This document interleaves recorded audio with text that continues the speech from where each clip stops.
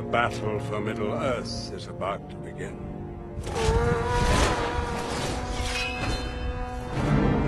So it begins.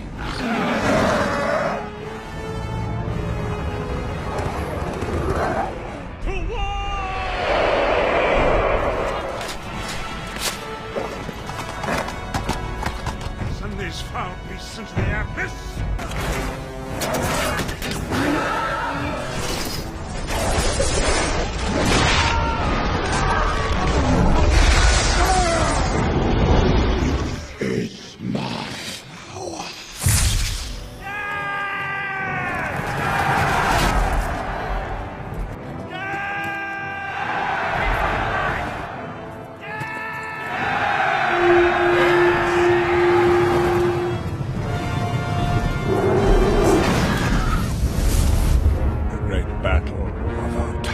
Welcome to the Zorpazorp Battle Games in Middle-earth livestream. In this series, we cast our gaze back in time to the roots of our beloved Middle-earth strategy battle game to explore the fortnightly magazine serial Battle Games in Middle-earth. Each episode, we will delve into a single issue, poring over a treasure trove of retro gaming, following in-depth painting guides, terrain tutorials, and some crazy battle reports, all with a modern twist so you guys can enjoy them in your games at home. With each installment, we'll also focus on a release of models that accompanied the magazine, following their journey from painting bench to tabletop, and then at the end of every live stream, they'll be randomly assigned to one of our loyal Patreons to continue their days of gaming abroad, spreading the gospel of Zorpazorp. So, in the immortal words of the magazine itself, let battle commence.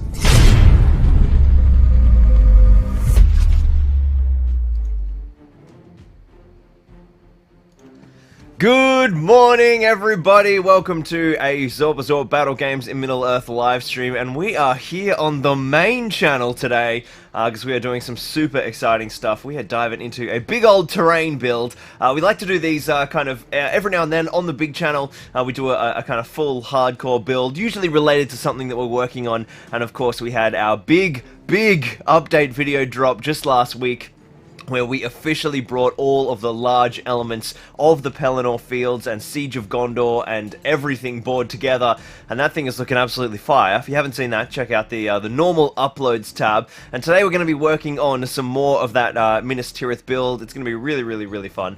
I've got something I think you guys are going to be most interested. It's a little different. We're not just continuing with another section of the normal part of the city, or we're doing something very cool. I'll go through it all in a sec. In fact, I even have, like, for the first time ever, I have a pre-recorded thing that I'm going to cut to that I filmed last night as I was trying to set stuff up, because this project is just so absolutely massive that, you know, it doesn't really fit anywhere very easily, as you'll see. So it's hard to you know, add all the boards together in this room. So it's going to be good fun. Make sure you guys can hear me. Hey, Emil's in the chat. Morning, dude. Or evening for you. We've got so many. Jeez, I haven't streamed on the main channel in ages. These numbers, they're pumped up over here. This is great. Welcome everybody. Did the update video count as a crafting video? Yeah, there's basically we dove into bringing all of the parts together, but there was also a big section where the last time you guys saw the Tuba Town portion of the board, some of which is behind me, was in that big Tuba Town collab with all of the wonderful creators from the Fellowship of the Zorp, and we worked on building that big city together, getting that first completed city block, but of course in that video all I did was get it built and primed, and then whacked everybody's buildings in. So in last week's video, not only did we add everything together and bring that whole structure to, oh man, how big would it be now? Like nearly 200 feet. I'd say 150 square feet minimum is how big it is at the moment. It's got much bigger to get. There was also a whole lot of detailing and kind of taking that Tuba Town city block to its fully finished state. So we're talking painting the stone. I experimented with new painting techniques, as well as sort of doing detail work and pouring foam dissolving thinner all over part of the board and trying to melt the whole thing, as well as greenery and plant life and detailing and all sorts of stuff. So there was a lot of fun stuff. Thank you, Jimmy. I've got James, my moderator, in the chat telling me the audio is all good. It's because of the delay. I sort of just like dive in and I'm like, they'll let me know if there's an audio problem, and then I forget to check, and I could have been talking for like 6 minutes and not realized, but it's good. This is why I have my people. Have a good night, dude. Enjoy, sleep well. This is quite late for you guys over there in the chaos of Europe, of course. So we've got so many people joining us. This is absolutely crazy. Let me know where you're watching from. There's so many in the chat. I'm not going to get to be able to reply to every single one of you, but please let me know where you're watching from. And are you guys going to be working alongside me today on any terrain projects? It's going to be pretty fun. Or you're painting minis, maybe something a little smaller and more manageable while you're sitting next to a computer. Oh, we've got France, Edinburgh, the UK, Belgium. We're getting a full spread of Europe. Are you going to build the mountain bit that comes out? Good question, Dennis. No, not today. Let's actually have a talk about that while you guys are chiming in and saying hello. More from the UK. Hey, Marky Tribe's working on his Dwarf Rangers. Fantastic. Good to see you pick them up. We've got Switzerland, France, Denmark, New Zealand. Hey, Caleb. KS is watching from the Midwest US. Pedro in Brazil. Schultz is from Denmark. Wow. From New South Wales, says Trent. Yes, and my new rain just made waterfront wave. Yeah, we're flooded in right now. I actually can't leave the house. There's like half a meter of water on the roundabout to our housing estate. There's like 1.5 meters of water over Dry Dock Road down the other block. So yes, we're streaming today. There's nothing else I can do. It's quite wet, but it'll simmer away, hopefully, at some point. We've got quite a lot of rain going on at the moment. The Netherlands! Titanic E-Deck, says Gary. It does feel a bit like that over here at the moment. We've got Michael watching from Las Vegas. We've got Jamatra from Germany. Lord of the Wings, also Germany. British Columbia, says Vicky. Ender's watching from Poland. Denmark. Man, we've got a huge European contingent this morning. Where are all the Australians? Come on, we're all on flood leave today. Get in the live stream, guys. Well, some of us anyway. Australia's a big country. It's not raining everywhere. With Masterminds watching from Britain, says loves the channel. Stephen O watching from the Netherlands. Already in bed. We'll keep watching for a while. Yes, I shall send you all off to sleep here at Zorpazorp Radio. Yes, this morning. Yes, it's very late for you indeed. So what we're going to be doing today is we're going to be working on basically an alternate layout. So obviously, look, one of the big things here on the channel that I'm, obviously, I've always been very passionate about modularity in terrain. But as I get bigger and build bigger stuff, I like building things that are perfect and screen accurate. And so getting things to be modular and so accurate it can be quite tricky. So often what I try to do is build less modularity in smaller concerns, but find ways to build sort of big, beautiful things that can be used together in different ways. So obviously when we were building this huge Juvatown board, it's 5x4. It's a big city block, but it's in 2 halves. So I've been wanting to experiment with the ability to take those 2 halves and put them side by side so that they can be used to represent a whole different Gondorian city, or a different part of the structure, or maybe it's Dol Amroth, maybe it's Caer Andros, or maybe it's I don't know, even stuff from like the First and Second Age, like just so that my boards are really versatile. So we're going to be working on some parts that are going to facilitate that. So I think what I might do, before we throw to the pre-recorded segment, A-Wing has put in an amazing super chat. Thank you so much. Their question is, thoughts on the new Easterling heroes? I love them. I love the pants off them. I think they're great. Brawl gear is definitely my favorite. I love casters, and I love like the mid-range casters. I find it can be a little sort of, I don't know, Gandalf and the Witch King, they're just so good. And Saruman, I really like magic when it's, I play with the Witch King all the time. It's like my, he's probably my favorite model on the table because he's so powerful.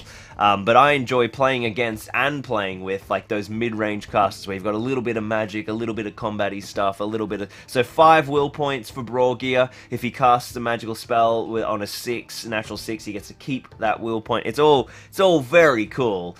Yeah, loving the new Easterling heroes. I think they're on pre-order now, or soon anyway. The profiles are released, those Forge World temp profiles, till we get Defense of the North. The Rutabi, the sort of warrior queen or warrior princess, the Easterling Xena, she's awesome. Yeah, I think you know, she is cheap, 110 points, but no access to the horse. So she's that foot general. We all know how much I love horses, so I think that, like, Umdua is still super takeable at 130 points. So in terms of internal balance, she doesn't be like, oh, you know, Umdua is useless now. He's still amazing. She's really great. She's got fight 6, unyielding combat stance, yeah, she's obviously a tank with, like, I think she's 332 and then 3 attacks, 3 wounds as well, and fight 6. But you know, that makes sense. She's a ping ping ping little Easterling ninja warrior, like they all are. Their like whole shtick is their high fight value, because they're incredible kind of combat, like sort of doctrine, really it's like that combat prowess is like their whole lifestyle. They have all those cults that are built around war, and you know, they're blade training since they're like 2 years old in the sort of GW invented Easterling lore. So I don't mind the high five. It's good. Is Australia not concerned about a possible second Emu War? Well, the first one's still ongoing, right? You know, we never, I think, or did we publicly admit defeat? I think it just sort of, we stopped. We never signed a treaty with the emus. It's such a weird concept, the Great Australian Emu War. They won! Yeah, that's right. James says the sculpts look awesome, and the cast looks particularly good with the extra might. So, is Brogear 3 might or 2 might? I can't remember. I think it's 2 might, so it's like that kind of 2-5-1, probably, if I had to guess. When are we building Minas Tirith for real, though? 1-to-1. Well, that's actually a big reveal today. Part of the move to New Zealand is we're going to be going to the side of Mount Cook and building in. Aerokai is going to become the facade for a real Minas Tirith. Do you guys remember when there was a Kickstarter for like some I think it was a German engineering firm? They built like a thesis as if, like, you know, they calculated how much they would need to build Minas Tirith for real, and like launched it as a Kickstarter that obviously would never get fulfilled because the cost was like $2 billion or something back in like 2010. Oh, that was good times. Good morning, Bill. How are you, dude? City of the Zorp, says James. The emus have us, the Australians, confined to the coastline. Yeah, that's right. We don't live in the middle. That's their territory. Alright, so what I'm going to do now is a huge thank you to A-Wing for that excellent question about the Easterling heroes. Now we are going to fire on into a Zorpazorp first. What is this? Like a proper news thing? Where is my... Here we go. Minas Tirith layout. Alright. Take it away, past Lockie. Alright, so we're going to do this in one rolling take. Hello, live stream of the future. It is the night before, and I have laid out all the boards on my floor, and you guys are going to see the kind of pain of this huge board and tiny workshop syndrome. So, what we've got here is we've got the 3x4 up the back there, and then this is, of course, the second half, which is the upper portion of that board to make the full 5x4. And what we're experimenting with here is a new kind of layout where instead of having, you know, this back to back, I have one side to side and get to make a different sort of castle. So, you know, this could represent Dol Amroth or other Gondorian forts, Caer Andros. So what I'm essentially trying to do is work out this position here where the walls meet. We've obviously got this gap here. That's going to be, you know, that's a different length. And then there's going to be additional boards that go there to continue this board out for an even bigger build for a somewhat secret project. So today is all about, we are building this beautiful small insert section here, which is going to be a kind of like a channel or a pit, sort of like a moat. And then there'll be some sort of bridge structure which flows here and continues out and then meets with the rest of the board. It's so hard to illustrate, man. I've got no room in here. The board is just ridiculous. So what we need to do is we need to kind of measure how wide that gap is there. We need to measure how high that part's going to be so we can build like a rock face that goes there, a rock face that goes there, a bridge that goes across, some sort of where does all this water or whatever it's going to be come from up here.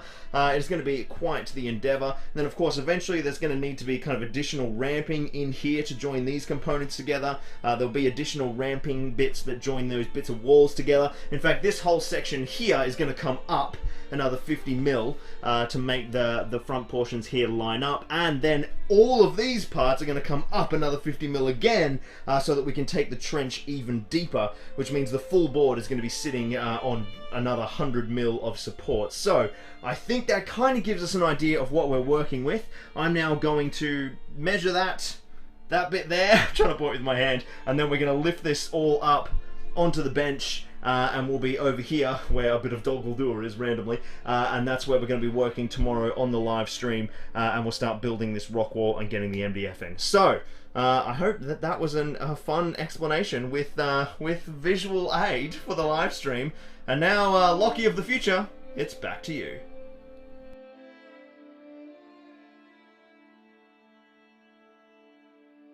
There we go. How legit. We even changed camera angles while I'm on the cutaway. This is you can tell this is the main channel.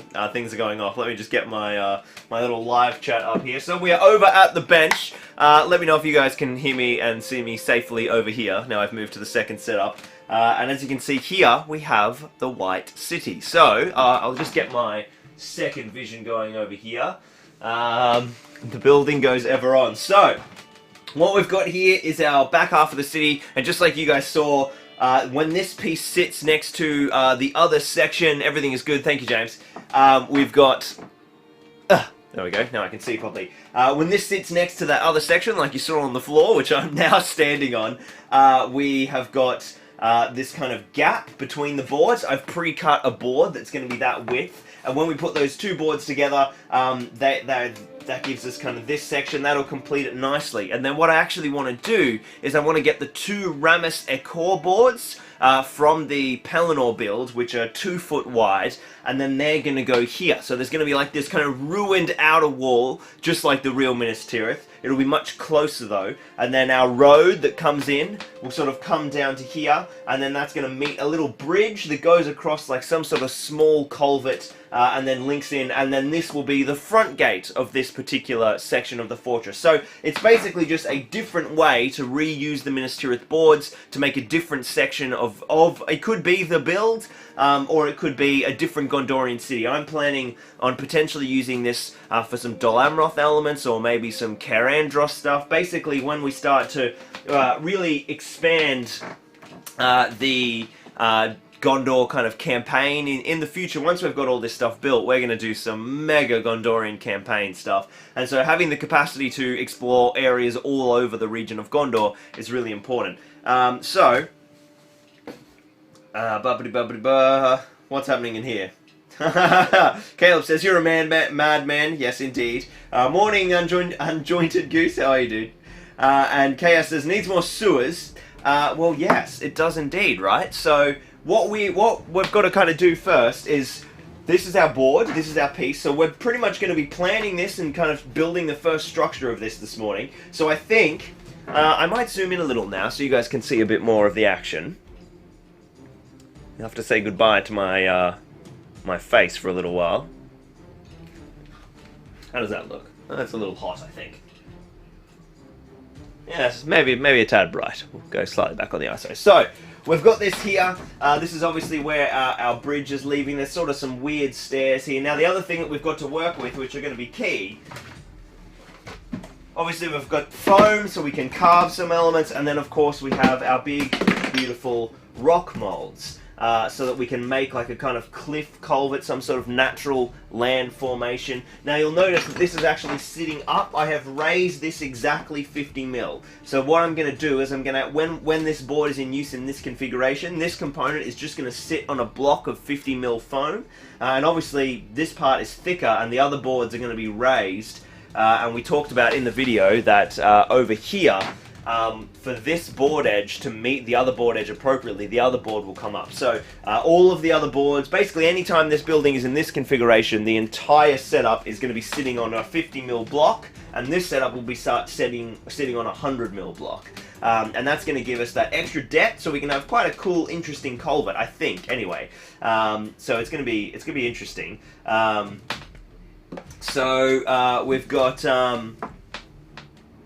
lots of orcs and warriors in Minas Tirith. Yeah, there's so many coming in. There's what have we got here? People are chatting about some stuff. Zorpazorp store has some of what you're looking for. Yep, solid answer, James. I'm on board with that. On board with that. Yeah, cool. Okay, so what I think the first element to do is to work out building this bridge. So there's an interesting little element to consider here. Obviously, we've got this element here, which is the ramp and the stairs that comes down and comes into here, and how is this sort of lower stairwell going to interact? I was thinking we could build a little dock in here. I don't know why people would be docking in the sewers, but some sort of like access platform. I don't know. I think it'll be interesting for gameplay. And then we've got our bridge. Now, I did for a while consider reusing some older bridge elements. Like we've got this Osgiliath bridge here. I thought we could cut this up, but it doesn't quite work with, you know, the width. First of all, your angle would kind of have to go like that. It's going to be interesting, but basically we've got an interesting constraint here. This road is coming on an angle like this, so I guess we could do a turn and just come straight out. But if you guys remember the Ramasakor road board, you know, the building with the big tower and everything, it actually has a road that's coming along this way, and depending on the best orientation I can get is that road is here. So I'll get something to line that up. Here you go. Where this red tape measure is, this is where the road actually joins, and it's quite a small road. So ideally we want some bridge here. And of course, you know, that isn't directly opposite there. So I think what we're going to do is build some sort of structure. We'll build like a stone wall here. We'll carve that in, and then that'll get glued down. And then we'll build another piece of stone carving, and then we'll build a topper. And then we'll kind of make some sort of archway so that the road and the bridge continues along like this, and then it turns to meet the other road. There's sort of different things we can do to like interface properly with this, and then maybe that turns into a big stone structure that flows down and builds in here and becomes this dock. And then once we've got those foam elements, then we can just lay some sheeting here, just some thin sheeting, and start building up our rock molds. Because I want a mix of cliff. I really love how the cliff looks. We have this other piece here. This is what the cliff parts will look like when they're done. Let's see if I can get that a little better for you guys to see. I really love like the blend of sort of that stone and the rock molds once they're all cliffed up. I think it really adds a lot to the piece, and I like the idea of incorporating more of that. I think that's going to be really, really strong. So yeah, it's going to be good. You have really awoken my childhood with building scenes and cities from Lord of the Rings, says Bobber's Bounty. That's awesome. Some crops, trees, and animals, says Menno. Good suggestion indeed. Is it going to be a sort of flat bridge or a hump sort of keystone bridge? Great question, Great Night Gaming. I think we'll just go flat for now. Mostly because it's so much hassle to get a kind of keystone bridge working. I do worry about how realistic the bridge component is going to be. It's almost like it'd be quite modern in design for it to just be sort of flat. But the capacity to kind of like get it, I don't know, curving the right way, it's going to be really, really interesting. I guess we could build like a huge block, carve it out. I don't know. Either way, we'll start by building the structural plinths, I think. So I've got some extruded foam here. And we're going to begin by essentially just building a piece here. So we need to, it's going to have to mesh with this component. We know that at the least. And I think it's actually going to come, the stone wall part is going to come all the way and come under this. So we need it to be about 30 what? We'll say 32. 32 centimeters long for the time being, and then obviously it needs to be able to sit here nicely. So that is, well, we have to leave room for the modeling compound, and of course if we're putting a topper on it, we need to leave room for that. So we will just cut it to 13 centimeters. 13? Yeah, 13. So 13 by 32. Cool. Let's get that piece sliced up and joining us, and then we can start doing some stone carving and get the bridge coming to life. Oh, where's my knife? Hey, there she is. Right where I need her.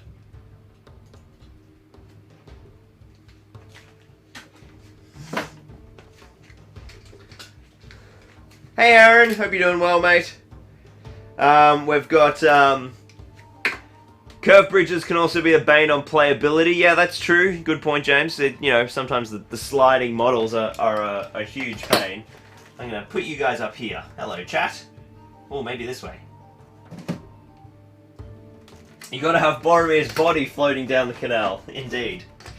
I already forgot the measurements we just took. I think it was 32 by 13.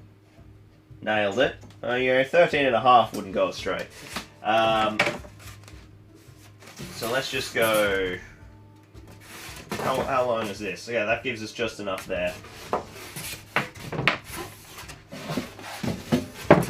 Cutting stuff in this tiny space is not the greatest fun.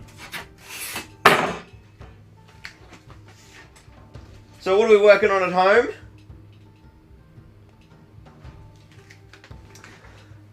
Let's get our beautiful rock molds out of the way for the time being. I'm really keen to get all the way up to rock molding today and get that blending in, get a bunch of stone carving done. I think I'll go 13.25 actually. I think that's going to be, I really love doing the rock molds, and it's such a fun visual process. Things come together really quickly, so I think you guys will really enjoy that on the stream. I'm just going to slice this whole piece and we'll kind of deal with the rest of it. Unless, seeing as the other side is going to have to feature a plinth as well, how long is this? Yeah, 56. Let's just cut this entire piece. That will help us. Do you guys want me to get the hot wire cutter out? You want to see some hot wire action? Or shall I just cut it with the knife? Our first poll of the day. But I'm not sending a poll, so just spam your answer in the chat. So we'll measure this bad boy up, and that way I've already got the foam pre-cut for the other one. We'll just go knife. We'll just go knife. Normally for this cut I would get the wire cutter, but it is underneath me, and we don't need it right now. There we go. Everyone's screaming hot wire. Here's a lesson on how to get good cuts when you don't have a hot wire cutter. First of all, you want to keep your blade as parallel with the cutting surface as you can. You don't want to be cutting like this, because that'll really encourage it to tear.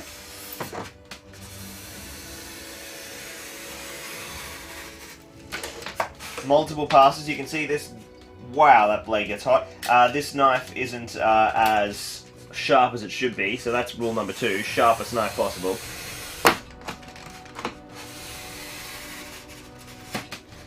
Passes, passes, passes.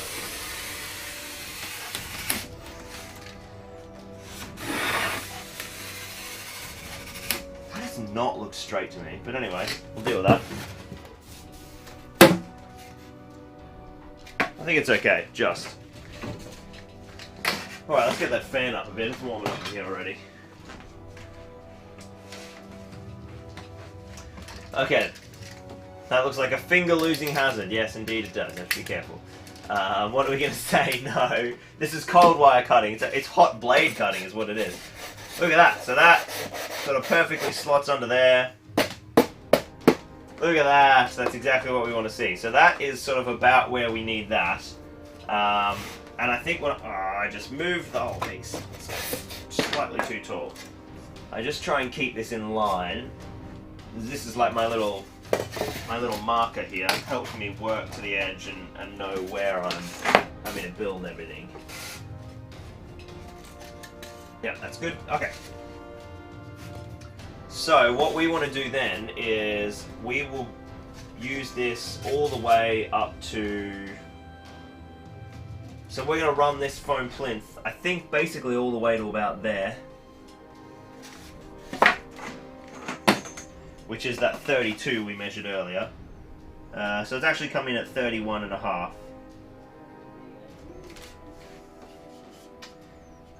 31.6. We'll cut that down, and then we can just start carving rock face into this entire thing once we've kind of blocked out that whole shape. But we're pretty much ready to begin carving of this. We'll have to work out what brick size we want to do. Do we want it to be big like these bricks, smaller like the bricks in this kind of plinthy section here? We've definitely got options. We could do a combination. Yeah, so that's exactly Neeb.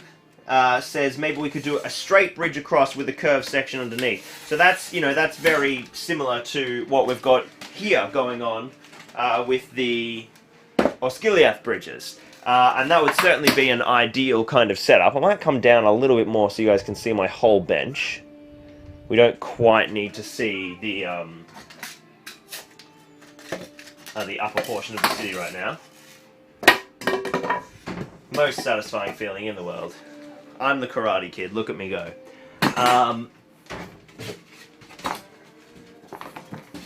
Just get all my other bits and pieces back under the bench. Alright. So here's our little piece here. I'm just going to really subtly file this down.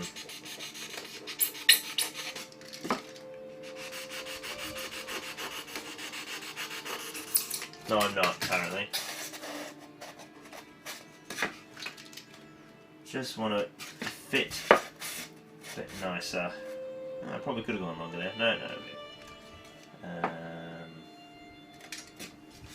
Just going to get this piece here. I'm just going to just take a tiny little portion. This would be a great cut for the hot wire cutter because you can sort of take little skerricks of foam so easily.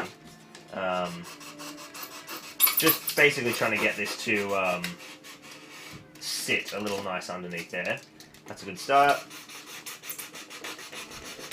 Again, this knife is definitely not sharp enough. Geez, that's pretty good.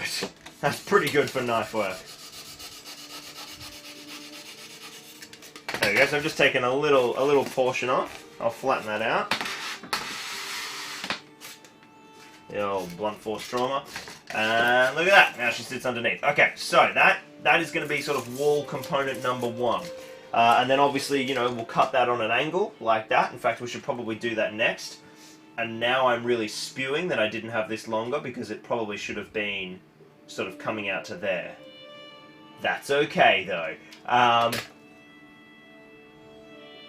Oh, that's really cool. We've got a great suggestion here. Let's go... Oh, Charlie says, thank you for all the shout-outs, by the way. I wish I could help more, but postage was pretty high last time around. Yeah, thank you, dude. You did an amazing work. Please don't do any more. Yes, Ian says people are discussing the type of foam that we're using. Yeah, the new foam out of Bunnings is garbage. It's so frustrating. Oiling the blade might make a mess of your paint job later. The paint might reject the oily foam paint parts. That's true. But I mean, these blades actually have a tiny bit of lubricant on them already, just from the anti-rusting agent. Last Lines of Noobs and Men says, finally a stream when work floods you in. Yeah, you guys are very wet up there. We're a little bit flooded in, but you guys are under, like, you know, a lot of water right now.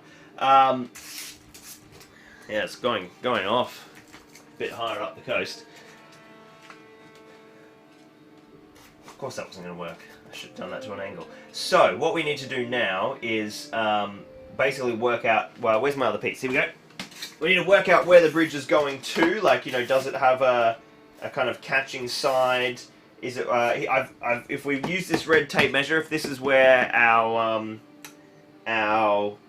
road is meeting, we know that we kind of need to catch something there.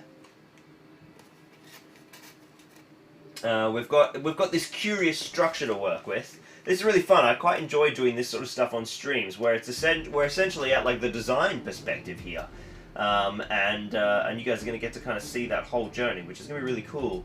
How many people we got tuning in now? 280. Crikey! Nearly up to that mysterious 300 number, which we hit last time on the stream. Although we may have already, and I might have missed it. Come on, Zorba, the live stream needs more hot tubs. I have no context for that comment, but it's hilarious. So what are we building here, says Last Alliance of Noobs and Men. We are building, basically, a... excuse me. We are building a little culvert that runs in front of this portion of the build, so that when our front and back half of Tubatown are put side by side, we can turn this into a whole new board and reuse the parts to represent different Gondorian castles like Caer Andros and Dol Amroth. It's gonna be pretty awesome, I think. So let's you know, that would I think at the very least we need to keep this road straight. So we need to go to about there, and then this could go sort of to there. Yeah, let's not do anything with that. So that will be our width. So we'll take off our corner now, and I tell you what, we're getting the hot wire cutter out because 45-degree cuts are just something that you don't do without a blade. So you guys get to see the full setup of the Proxen because we're currently in packed up mode. This thing almost went back to the storage unit because I was not planning on working on this week, and then I don't know, we missed a couple of streams, and I just really wanted to work on a terrain stream. So I just got that bug last night. We were going to just paint some Mordor guys and maybe do a battle report, and I was like, oh, you know what? It's live stream time. We're building terrain.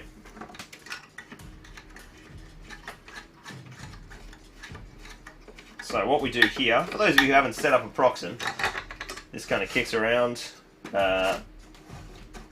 Helps if I put it in the right end. This component will plug in the back here.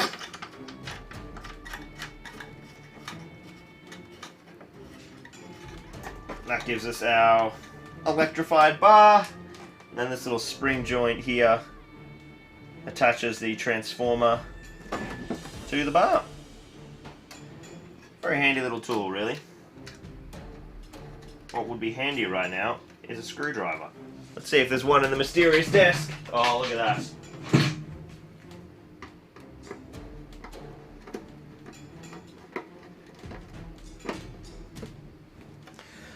So what we'll do is we'll use one of the MDF guides from Shifting Lands to cut a perfect, well, almost perfect 45-degree angle. It depends on the exact angle of the bridge itself.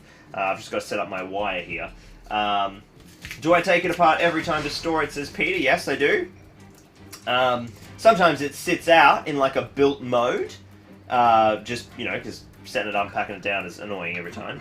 But just because of how small my workshop is, I don't really have the capacity to leave it set up all the time. Like I have to completely rebuild this workshop like anytime I change projects, basically. I had models all over this table for painting last night, and I had to put them all away before the live stream. So there's like a little clamp in here. We feed our wire in through this little hole, kind of twisting this thing to get the wire to go in. Sometimes it doesn't want to. Sometimes it really doesn't want to. I'm reminded of a Happy Gilmore moment here. Don't you want to go to your home wire? What are we doing here? Sometimes foam kind of muck gets stuck in the bulb. Huh. This is curious. Literally slid in just a second ago.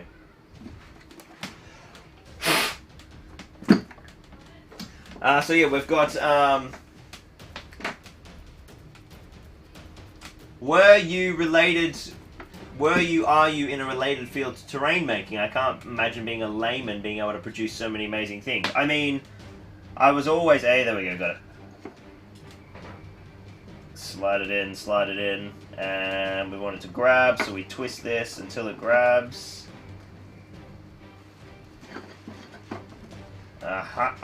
It does not want to bite. I did work in the film industry, but I was making terrain, you know, well before that. Alright, got it. So, yeah, I mean, I was sort of more putting my terrain making skills to use in the film industry rather than, like, being a film industry practitioner who then made terrain. Let's check how straight that is. Well, that's pretty good. We'll shimmy this back just a tad. No, which way do I want to go? This way. This way, just the right thing. So then what we can do is grab one of our cutting guides that allows us to cut on an angle, which is just here. How convenient is that? Didn't even have to go get it off the shelf out there. So this bad boy locks in place, and then we can slide our piece of foam through, and it allows us to cut on an angle. It's very, very handy.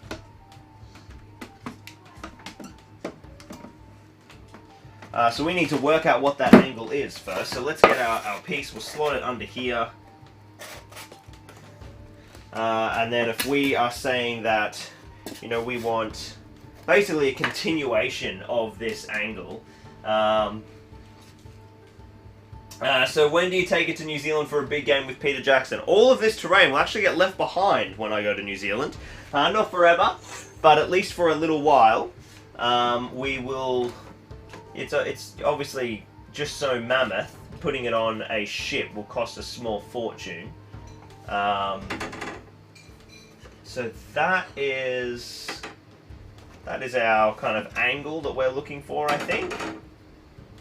Yeah, so I think the easiest way to measure that will be... So we want about that, I think. So it's not exactly 45 degrees, it's on a wee bit of an angle.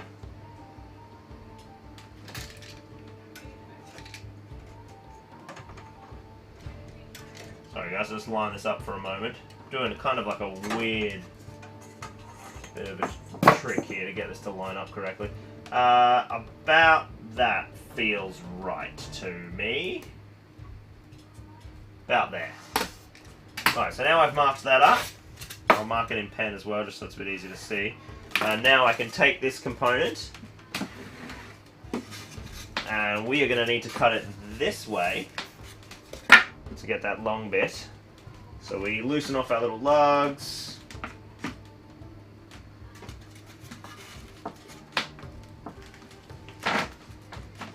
We get this in the right position. What is happening with this thing?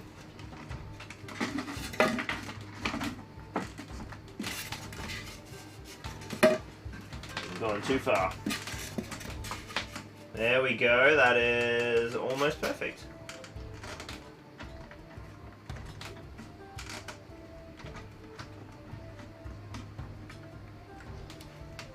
I'm going to tighten that all up.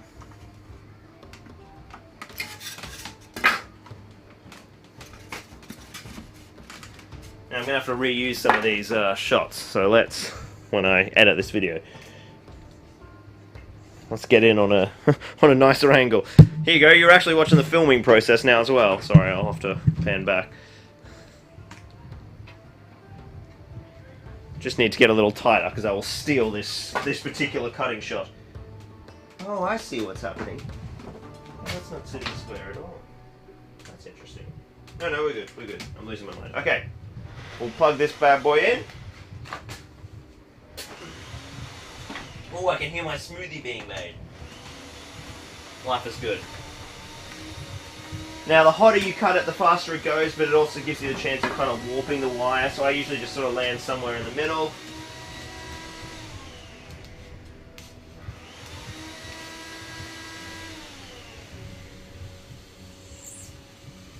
Boom. Look at that. Perfection. Absolute perfection. You can see there's a little grab line where I first dropped it in, the wire stayed stationary for a moment and then it burnt some away. But that is totally fine.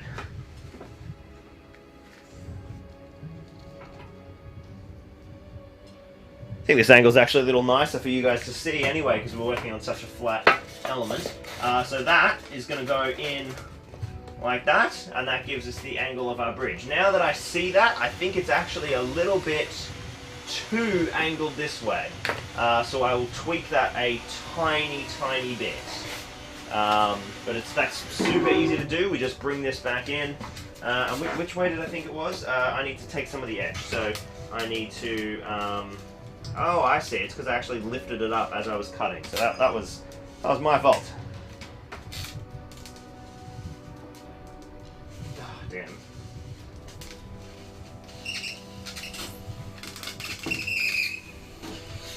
See, did that fix that? I don't know if it did. It did not.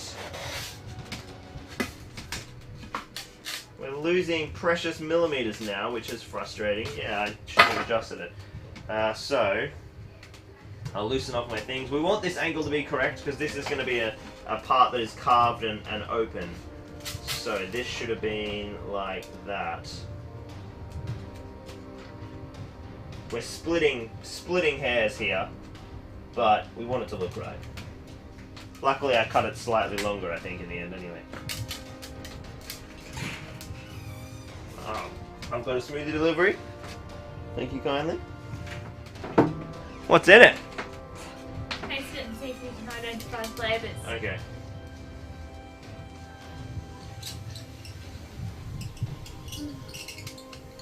Alrighty, Roo. That is barely helping. Why is that barely helping? No, you can't go in, Daddy. But I want to go in. Alright, that's going to be good enough. I don't care anymore. So that is our part. We've also got this part now, which we can use to do something with. Maybe that can go in like that. We'll have to see. Minas Tirith smoothie bar. Wish I could stay to watch as Angry Badger just wanted to drop in. Thank you, mate. I love drinking games. What are the rules? Zorpazorp smoothie recipes. Camera is shaking. Huh. Like, as in now? Wow, 284. Almost up to that mythical 300. There we go. Might be. Wonder what that was. Could have been my. It could have been the hot wire cutter oscillating it. That's crazy. Yeah, it can be painful, kind of things. Who is your favorite character from the Fellowship? Says Caleb. Oh man, that's pretty hard. I really love Sam in the books. Sam's pretty great. But they're all like, you know, they're all pretty killer. They're all pretty killer.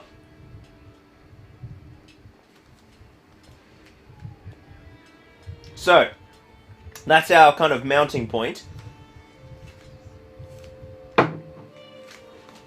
And then this piece, this is the thing I always find hilarious about these live streams, because in videos you get to see everything happening so fast. Sorry, I'll just step across the camera. Need to deify the hot wire cutter for a moment. There's a film industry reference for you, deify. I don't know if anyone who isn't from film will have a clue what that means. So everything takes so long in real time. I always find it ridiculous that there's like 300 people sitting around watching me make specific angled cuts on pieces of foam. But here you all are, watching valiantly on. So then we'll have another piece of foam that drops on top of that to make the thing, and then somehow we'll fake an arch. I think that's how we'll do it. Nice and kind of cheap and dirty. We obviously need to make a similar cut here on this kind of component. That will be perfect, that length. How crazy is that? Once we cut that piece off and join that other element, that is going to be perfect. So we'll grab the hot wire cutter up, and we'll make a receiving join. Now the hot wire cutter should be at the right angle now, so we can just cut this bad boy in the same way. Yes, am I doing the right thing here? That'll be sliced like that. Wait a minute. Think before you cut. Then that will go down like that. Yeah, okay, that'll work. We're good. We're good. Slice away.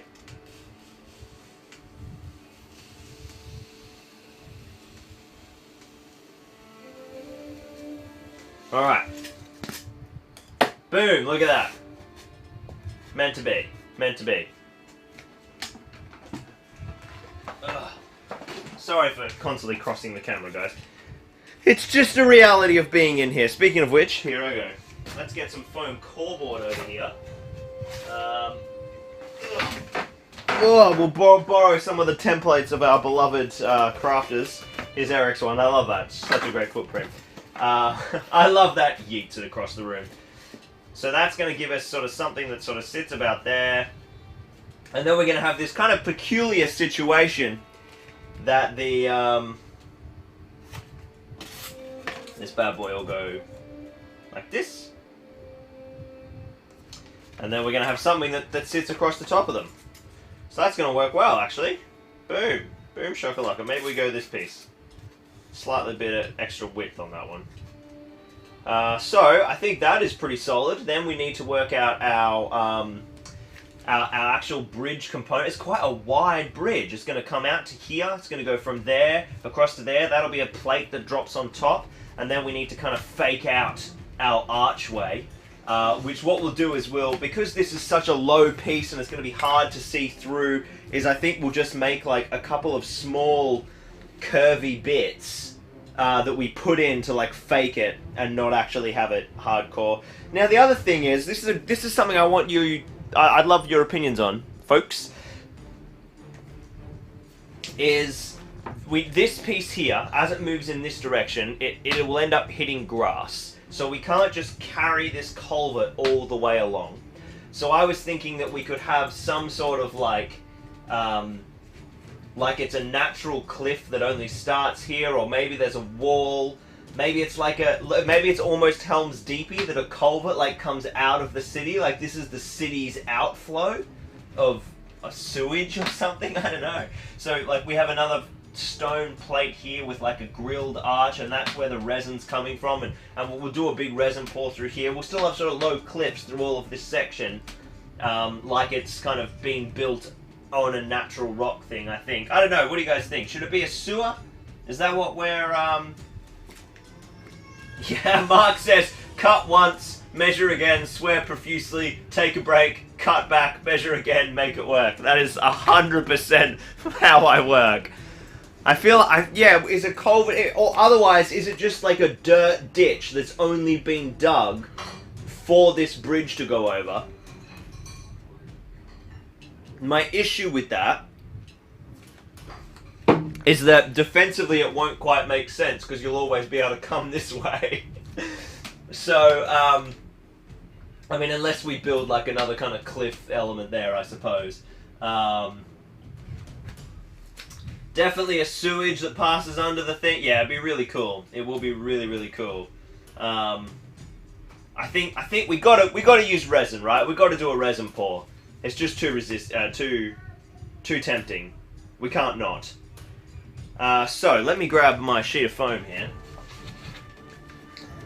So we need something that is going to give us. No matter what we do, we're gonna end up with a bit of wasted offcut here, but that's okay. And then once we've cut that and we've cut the arches, we can start doing some sweet, sweet carving work. Could even do it, yeah. Lots of stuff we can do. I keep having more ideas. Maybe we use this piece here. So I can measure how wide it's going to be. That will help to start with. So the full length is going to be.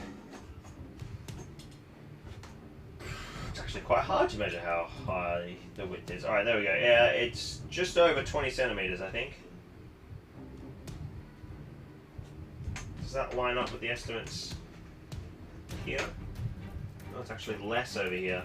So let's go 20 centimeters. So let's cut a 20 centimeter strip of foam for the next kind of block.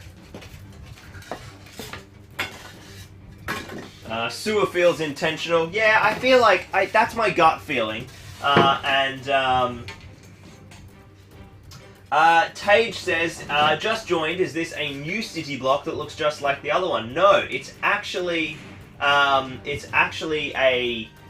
same city block. It's that top half, which is being converted to sit alongside the other half with this kind of sewer culvert that's going in front of it, so that the original Tubertown board can be used in multiple different ways to represent different parts of the city in different layouts. Le Petit says, won't resin warp such a small base? Not when you build it with enough structural support. Man, this smoothie is good. We have the hot wire cutter out now, which helps us immensely. Because I measured 20 centimeters, so now what we can do is grab our MDF fence, set up a 20 centimeter guideline, and just slice this baby. So this one is going to be hard for you guys to see. Let's we're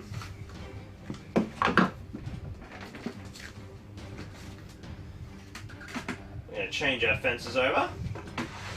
We'll keep that angle though, because we may need to cut other stuff on that angle. And then we just take this in 20 centimeters. Oh, can I do 20?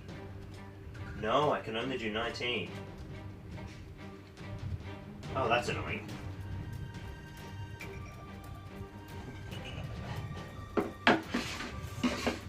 Otherwise we go this way. Where's 10?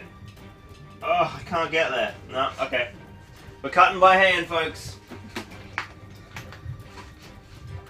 There are constraints on the cutter in terms of, you know, cutting bed size. Sometimes that happens. So we need 20 centimeters in. Hey Jordan, thanks for joining us. Tastes so good. It sounds like you're saying Smithy tastes so good, but I suggest you don't eat 3D printed terrain. Yes, no, I won't be doing that. So we need 20 centimeters in from here. This is cut on a bit of a weird angle, but we're going to make this work. I'm trying to not waste... Is that actually going to be a long enough piece? Oh crap, I wonder if it is. So if this is sitting here, on the edge... Oh, that's going to be tight. We are going to take a stupid gamble here. I'm just going to make it work. I'm going to make it work. It's going to work. It's going to be fine. It's going to be so fine. This music makes it feel way more tense. Yeah, it's probably up to like the bit with all the drum beats, and it's like boom, and I'm just like cutting some foam. Alright, now I want a really quality cut here, because everything I'm cutting is going to be, this side portion anyway, is probably going to be edged, like carved with a stonework pattern. So I don't want to mess up this foam, if I can help it. No, unless I actually just stick a fascia on. Might be an easier way of doing it. Should have actually decreased the width requirement of the whole structure I'm making, but anyway. Oh no, because I need the road to be that wide. It's okay, you're just getting an inner monologue of my design thoughts here. Just ignore it at your leisure. Okay. So this bad boy will go like that. Yeah, we're gonna be fine. Gonna be absolutely fine. That is going to need to be cut though. So how are we going to do this? Ugh. So I will line up the parts that work for us, which is about there. Pretty fierce angle. Does that seem right? Not quite, to be honest. It doesn't seem to mesh with the city, although it meshes with our cuts. It's about there. So the real measurements, cut this. Yes, if you were telling us that surely it's an outer monologue. Reeton, that sounds pretty accurate to me. Peter says, I often start projects but never seem to finish them. How do you maintain focus and see a build through, particularly something this massive? Well, what I do, Peter, which I find is quite effective, is I tie the continued success and existence of the project to the income and livelihood of my family. So I have no choice but to keep doing it. That's my secret. Eat or don't eat or make terrain. If once you put that choice on the table, you get it done. Jordan says, I'm kind of new. Do you have an editor?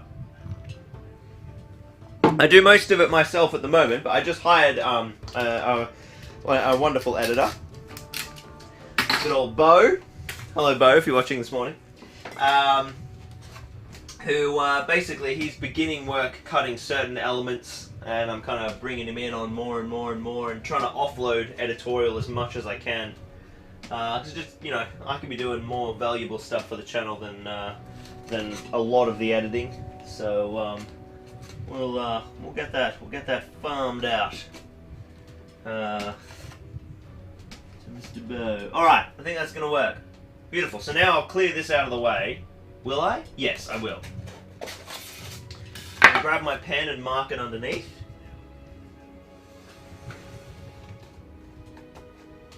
Does that work? Yep. So now I've got a line to cut. We can trim that down. See what I mean? We're going to generate some wasted foam, but Horse will have their trinkets. In the immortal words of Bernard Black. Okay.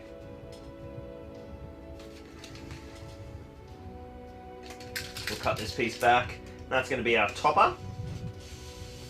This piece really needs to be straight because it is going hard up against that surface. So, in an ideal world, this is quite nice functioning. Hey, look at that! What a cut! What a cut, ladies and gentlemen! Who needs a hot wire cutter? So that will go in here. Oh, it's a thing of beauty. It's a thing of beauty. How do we feel about that? We feel good. We feel good. I'm not gonna lie. We feel quite good. This is working. All right. So then we have this component, which sits under here.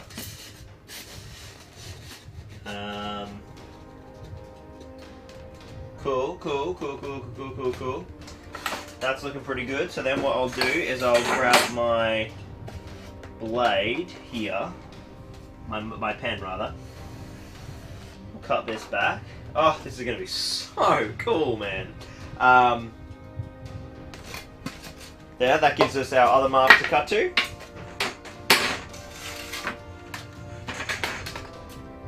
An unexpected Black Books reference. Oh, so many people got that. I did not think that would be referenced. It's a new extension for using this gatehouse in a different setting. Yes! Yes, Lucas, feel free to be confused. This is a very confusing project. So basically, this project has been built. As the guys have said, this board has obviously been finished in the Tubertown setup, but what I'm doing is building an addition to it so that when we are using this board to represent different layouts of Minas Tirith, I can combine them in a different way. Basically to get more versatility out of that same massive board. When you spend so many hours building something, to have it only be playable in one way is kind of a design flaw, in my opinion. So now I'm building a small addendum section, which will enable it to serve a myriad of purposes. So that is going to go there. Boom, and then that's going to be our causeway across. Now, if we just check in where our little road meets down here. So I mean, it's going to come like this and look a bit funny. But what I'll end up doing is I'll put like a little outpost here or something that's actually on the bridge to kind of make that feel all right. We need this piece here. It's going to go under here. So we are actually slightly short, but we can easily just adjust to that corner. Bearing in mind, of course, it doesn't really matter what we do with this because it's all going to get covered with modelling compound. Oh, there's a little monkey outside I can hear. Alright, that one is going to go like that. Now I just need to trim down this piece. Which I'll just do now. So we obviously need to reduce this width. We don't need this overhang, so that can go. That feels about right to me. Yeah, looks good. Cut that back. And then we just need to build our arches, and then we're into carving, and then we can assemble all of this and glue it together, and then we can get into the rock molds.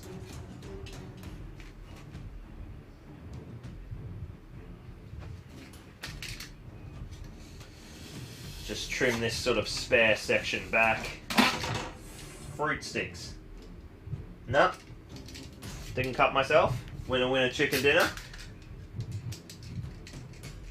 Yes, exactly. Arnold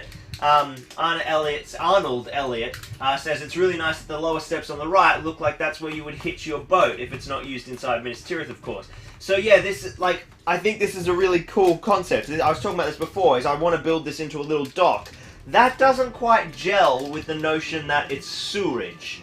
So maybe instead of it being sewage, like this is, you know, on this huge structure that's going up a mountain, maybe it's like grey water runoff, so it's just rainwater that's coming into like a creek that's maybe fed from a natural spring that they have built around, and that way the idea of someone putting their boat in it isn't disgusting. Oh, let's face it, sewage is probably flowing in there as well. It is a medieval city. But yeah, I'm totally on board that idea. Love it, Arnold. So, that's going to go in like that. Boom. There we have a pretty bloody wide bridge, it has to be said. I just need to make sure that it's wide enough for what I need it to do. I'll just check it for 1 second. Let's see. Is this the right width? Yep. Perfect. Okay. I suppose I should check this one as well. Yep. That'll be wide enough for these forces of Mordor. No problem. Hashtag spoilers. Okay. So we've got. This piece will lock in here underneath that. We'll go the other way, won't we? We'll go this way. Boom. And then we have smoothie card on the bridge. Gondorian smoothies available now. Zorpazorp.com. Tell you what is available now. Look at these bloody shirts, mate. Woohoo! What am I in today? I'm in burgundy. These are available at Zorpazorpmerch.com. Larissa got angry at me this morning because I wasn't wearing a merch shirt, and she went and found one for me. So, good work, honey. So I think what we'll do then is we'll actually I don't know if you guys are going to be able to see with the camera position, but I think now what we will do. What's the best way to operate this? I don't know. I'm not going to mess with that corner yet. I was deciding in here how we kind of interface this with this particular block, but I think I will just leave it for the time being. Let's work out these archways. So, we need to basically build like a false archway that slots in there and kind of pretend that it's an arch. I don't want to do it the whole time, but I feel like it could work. So let's. We're going to need another square of foam. It's going to use up basically my last sheet of extruded poly.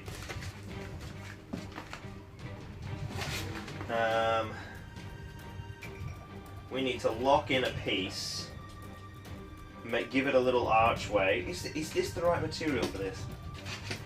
I'm wondering if I can hack up one of my Osgiliath bridges and reuse it. I'm just checking the arch size. The arch size is kind of good. And then that would be like recessed within. Would that work? It kind of would. Let's check the distance. You're getting to see the full process today, folks. The brain is ticking. So it's like just under 16 centimeters wide. So, yeah, that would work. Just cut that down. Jam it in, like basically cut the kind of face. It's not thick enough. No, it's not going to happen. It won't sell. We'll need to We'll need to make a block. I do like the idea of potentially filling part of it with... Man, we're not going to have to carve much of that undersurface at all, actually.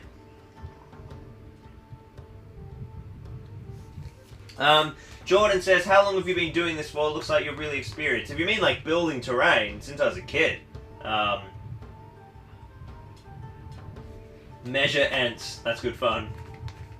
Yes. Measure ents in rhino increments. That was no rhino. That was a Spartan, my friend. That shows you how large this Brit, like, you guys are like, oh, cool rhino. It's like, no. Structure is much bigger than that. That is not rhino. So...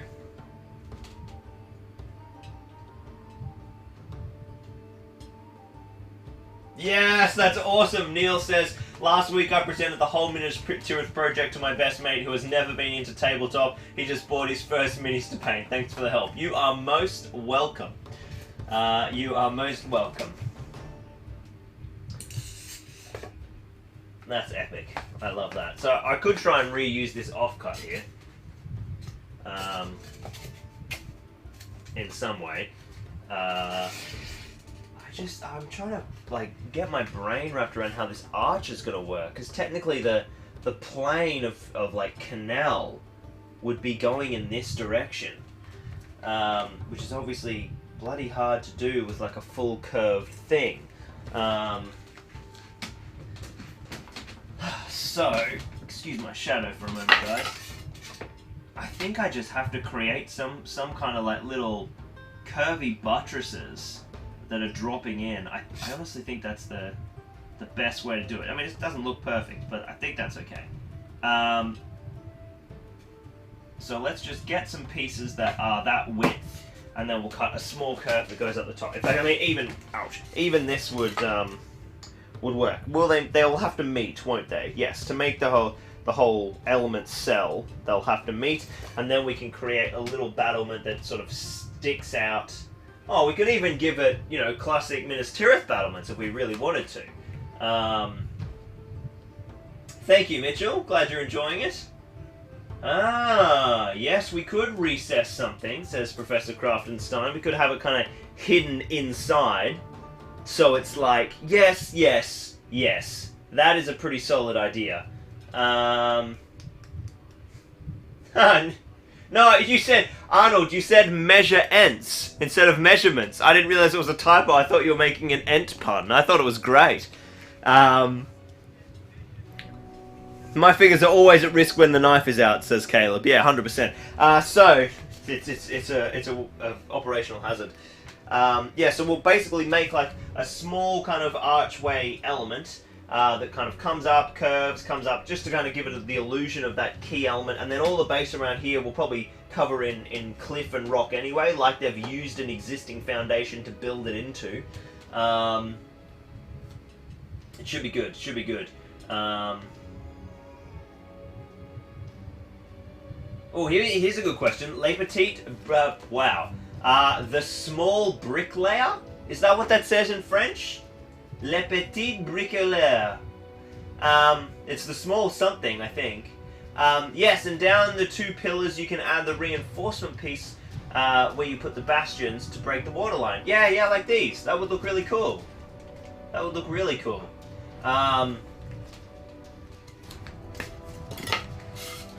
So, it'll be one piece that goes like that, one piece, so we'll have something that kind of curves, and yeah, we can recess that, so all this exterior surface gets carved with brickwork, brick, a little bit of a recessed function, and then a curvy element, brick, and then it just breaks off into the middle, and that's fine, and we don't really care about it.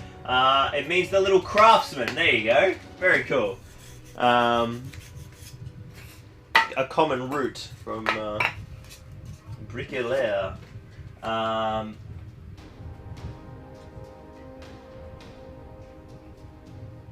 Yeah, essentially that's what I'm going to do, Christian, is build the kind of halves on each side, and then this thing will just drop down on the top. So we can take this away now. And then what we want to do is, we've got that can go to the side, is we want to basically build our little curvy element and then just slice that open. So, that's the easiest way to do it. Where's the height?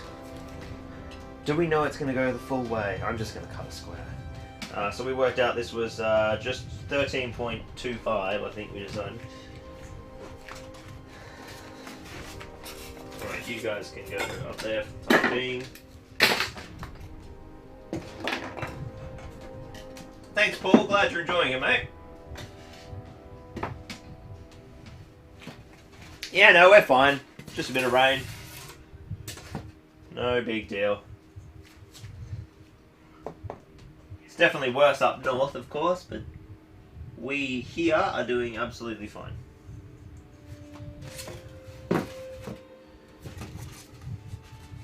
So 13.4, we'll just do that.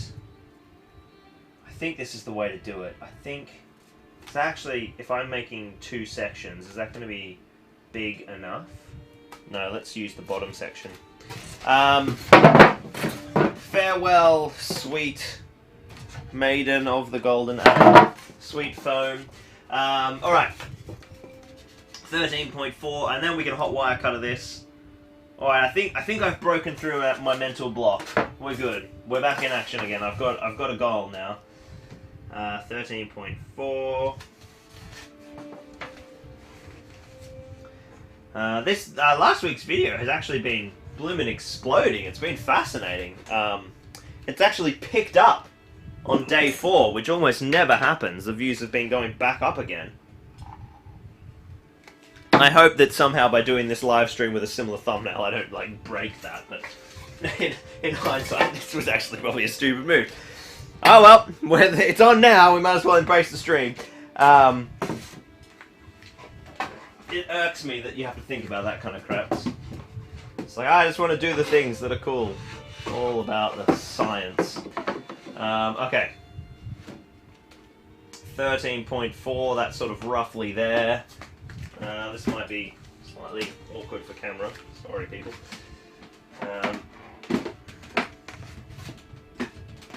I'm just right-handed, so I've got to come over to this side to make the cut. So we actually need to come up a little bit. I don't know why I measured it out if I'm just measuring it with my whole wire cutter anyway. Fool of a took. Just get this right. I guess that was my guide. Oh, I know. Okay. That is confusing me. Why that is so. 13. It's so well over 0.4. Okay, maybe that's 0.5. What's that look like? Yep, that'll work. Alright, slicer and dicer. I'll go all the way up to 6 now. Oh, I was on 6 before. That will be why I was partially melting.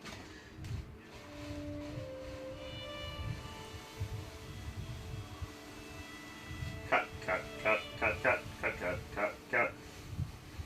Now you don't want to go too hard because you don't want to wire break sort of halfway through the middle. It's such a pain. So not too much force. Boom. Whew.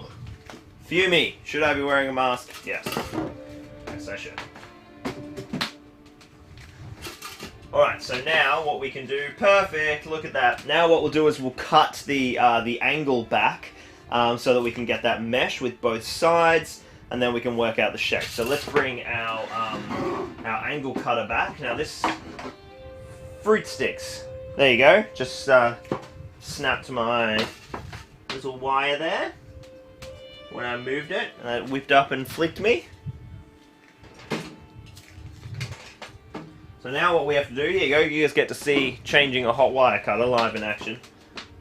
First thing you want to do is you want to grip this little piece of wire down here with the bit that broke off and is still in the receptacle.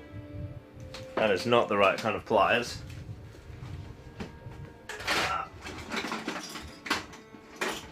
Actually, here we go. Some tweezers will do the job, I think. You want to grip this bit of wire and then loosen and then pull the excess out so that that doesn't fall inside the hot wire cutter and eventually clog it up. That goes off to the bin. Lengthen this back out.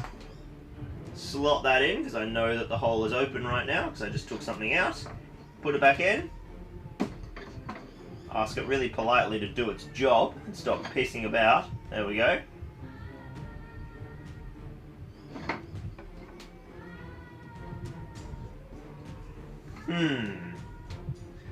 And get frustrated with it when it doesn't clamp. These are all important parts of the process. That feels like it's going like beautifully in. Why are you not clamping? That feels like it clamped. Yep, there we go. That was a strong bite.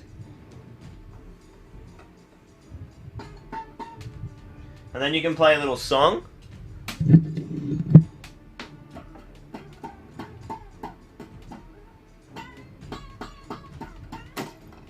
It's a very musical instrument, the hot wire cutter. That's a good one, nice and tight. Oh, that sounds like an E. Alright, that's a highly dangerous way to whip yourself in the eye, but it's very satisfying. So then we'll grab our angle cutter. I'm wearing my safety glasses, it's okay. Why do I have the angle cutter? I forget. Oh, yeah. So what I'm doing now is I want to cut this so that it meets with that flush. So my brain says just cut it on the exact same angle. I don't know if that's right. So we're just gonna give it a whirl. Cut once, measure later, right? This is our theme for the stream. Does that look right? It looks right in my head. We will soon find out. Alright, let's bring you across.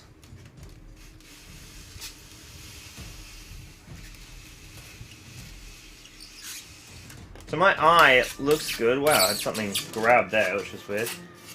Let's see if I'm going crazy. No, look at that. That's exactly the angle we wanted. I tell you what, though. Not exactly straight. Oh, I see what's happening. There we go. Cool. So that is exactly what we want there. That is perfection. Now you can see this is really starting to come together.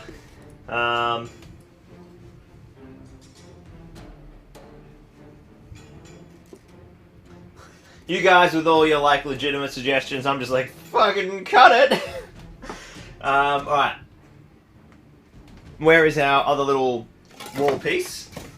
Here he is. This is the piece that we know comes to here. So, actually, an even easier way to measure it is just to get the appropriate floor piece. And we know that, where? Pen? Where's my pen gone? Here it is, all the way over here.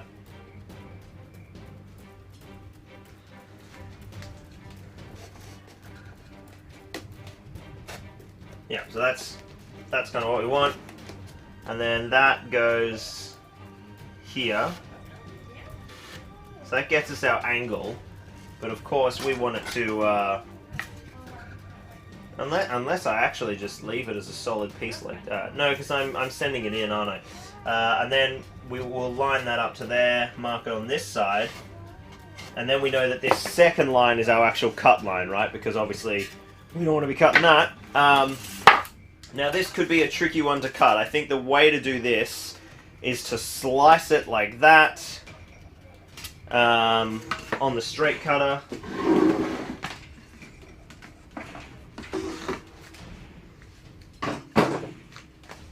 Which should hold up okay, I think. Maybe. Ooh, maybe this will be too wide. No, we'll get it cut. Is there somebody at the door? Who's at the door? There we go, that will work. We'll get that cut and then we can slice that other angle up. I'll just get my... When you're when you're extending the fence, be out of the range of where it grips, I just like to weight it down, and then that will allow me still to cut. Alright, this is going to be a tricky cut. Oh, I just hit something very weird. I think maybe a sticker. Ugh, that got really messed up. Ah, what? There's some weird piece of tape. Oh, it's the tape from the thing. I hope that didn't ruin that cut too badly. We shall see. Oh, yes, we shall see. Hazel's like so desperate to come in. Sorry, honey, it's Fume City in here. Last one. Oh, yes. Alright, okay, what is going on in this chat? He's basically done it now. He's a dude and doesn't need help from us mere mortals. Oh, right, yeah. Yeah, with the cut. I just winged it. I winged it and it was all fine. That's after years of practice of winging it and it not being fine. So don't try that at home. Alright, what we gotta do now is making music with the wire. Good way to snap. Now you can see how useful this little piece was. Hey, that marking now tells us where we need to be to cut.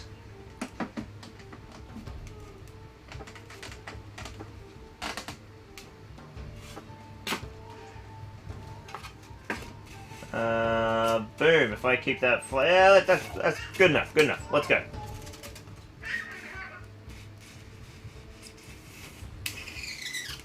And then we slice that, and then this should give us that kind of rhombus-esque cross-section. Boom. Bada bing. Bada boom. Look at that. Now we have the piece that perfectly lines up with that, roughly. Cool, so now we just need to stop breathing in all those fumes. Now we just need to make another one of those, and then we can carve the arches, and then tack this all together. Thanks, Jimmy. Thank you for moderating today. Have fun at uni, man. Talk soon. Thanks for watching, dude. Glad you enjoyed smashing through the backlog, and then Mr. Spore out, and then smashing into today. So now what we need to do is basically, I think, what we can do is we can just check, alright, does this work all the way along? By math it should. Now we just cut another one of those, and we don't have to do all that kind of like funky measuring and stuff. So we'll grab this. That is good.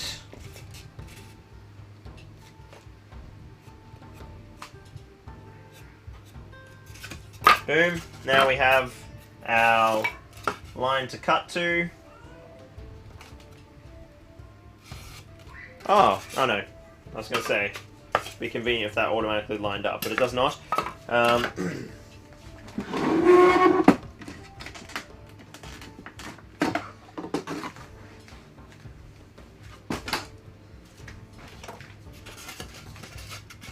we'll just smash this out. We need our fence and our weight.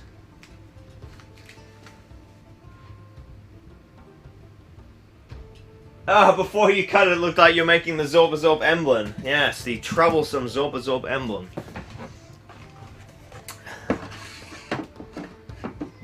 Two Z's good, one Z bad, apparently.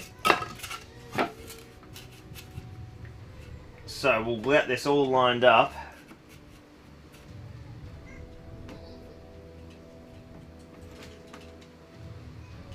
That was good, and now because this isn't fully gripped, I'll once again use my weight to lock it into position on a fairly stern angle.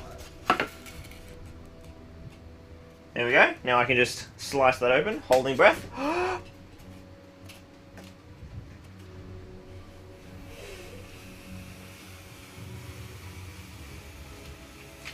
Crunch. Oh. The rest is doing Instagram stories while we're streaming, apparently. So then we need to switch to the angled fence, which is over here, and then we can recut those angles again.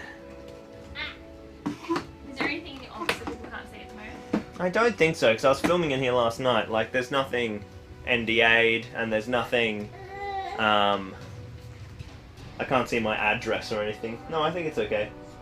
Cool. Now up to... All the children are trying to break in. As soon as Mum opens the door, they're in. Alright, so we need this to kind of line up. We just got to make that rhombus again. I think it's a rhombus. People keep talking about maths in the chat. Let me know if I'm getting my shape correct. Cool, we'll cut that. That looks good.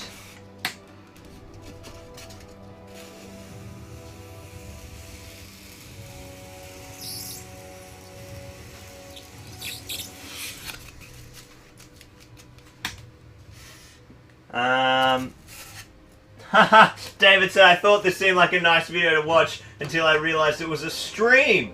What kind of material are you cutting? So this is extruded polystyrene, not expanded, extruded. Expanded is the white bubbly crap. Extruded is, you know, a bit of foam that's being created through the process of extrusion, which is forcing through and almost noodling and drawing out. So that creates a much better density and material composition.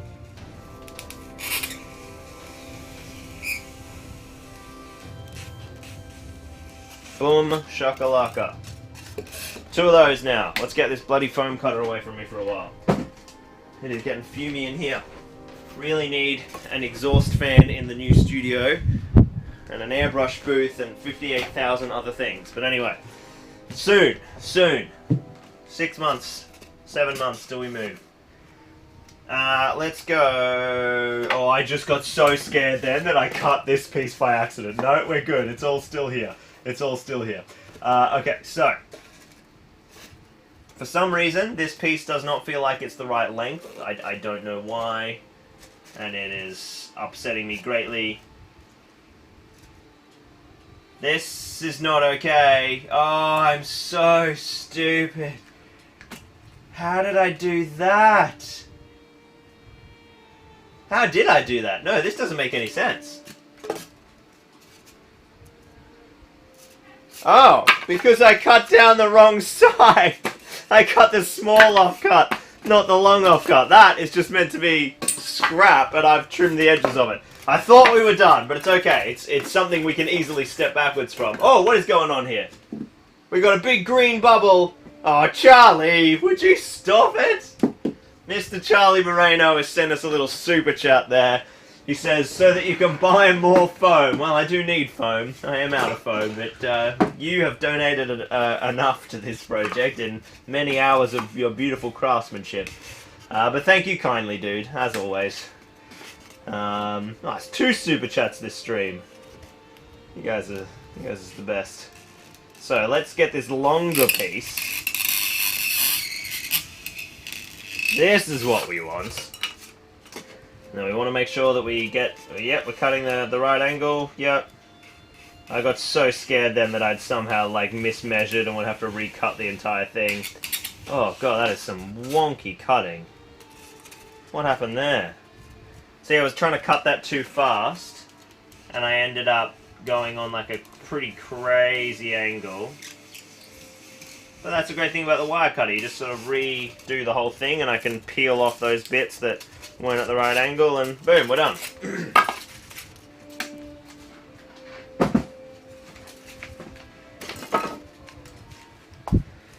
Actually got the window open now. It's hardcore in here. Oh, dude, it is just like wall-to-wall mistakes here all the time. It's just about how to salvage the mistakes. That's the mark of the experienced craftsman. Alright, so this bad boy's going in here. That gets us that. Is this the new one or the old one? I think this is the old one. This bad boy's going in. No, but this guy's too long now. Oh man, I can't work this stuff out. Let's get that hard up against. Where's my top sheet? Top sheet, where'd you go? Top sheet? Ah, right in front. You're going to drop in there. bridge coming together nicely. You are going there. Let's get this all kind of just gently held in place.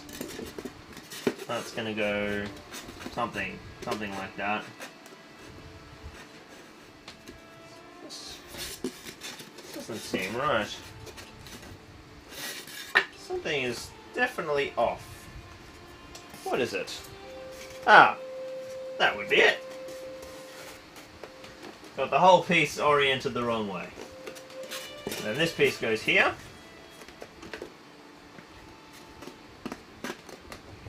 Beautiful, beautiful. We'll have to trim that down a little, but that's okay. Then we need our weight. Just so I can keep that pinned in the right position without worrying that it's going to move. That piece is perhaps slightly too high, but that's okay. And then I've got this piece that I just created. We're just going to see if that slots in nicely.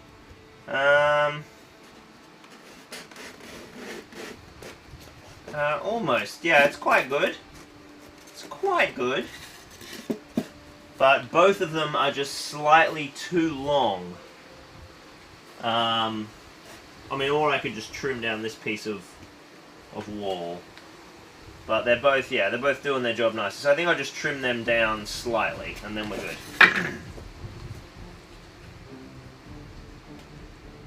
I live in Australia, says Heston, and I've always wondered where you source your XPS phone. This used to be from Bunnings, mate.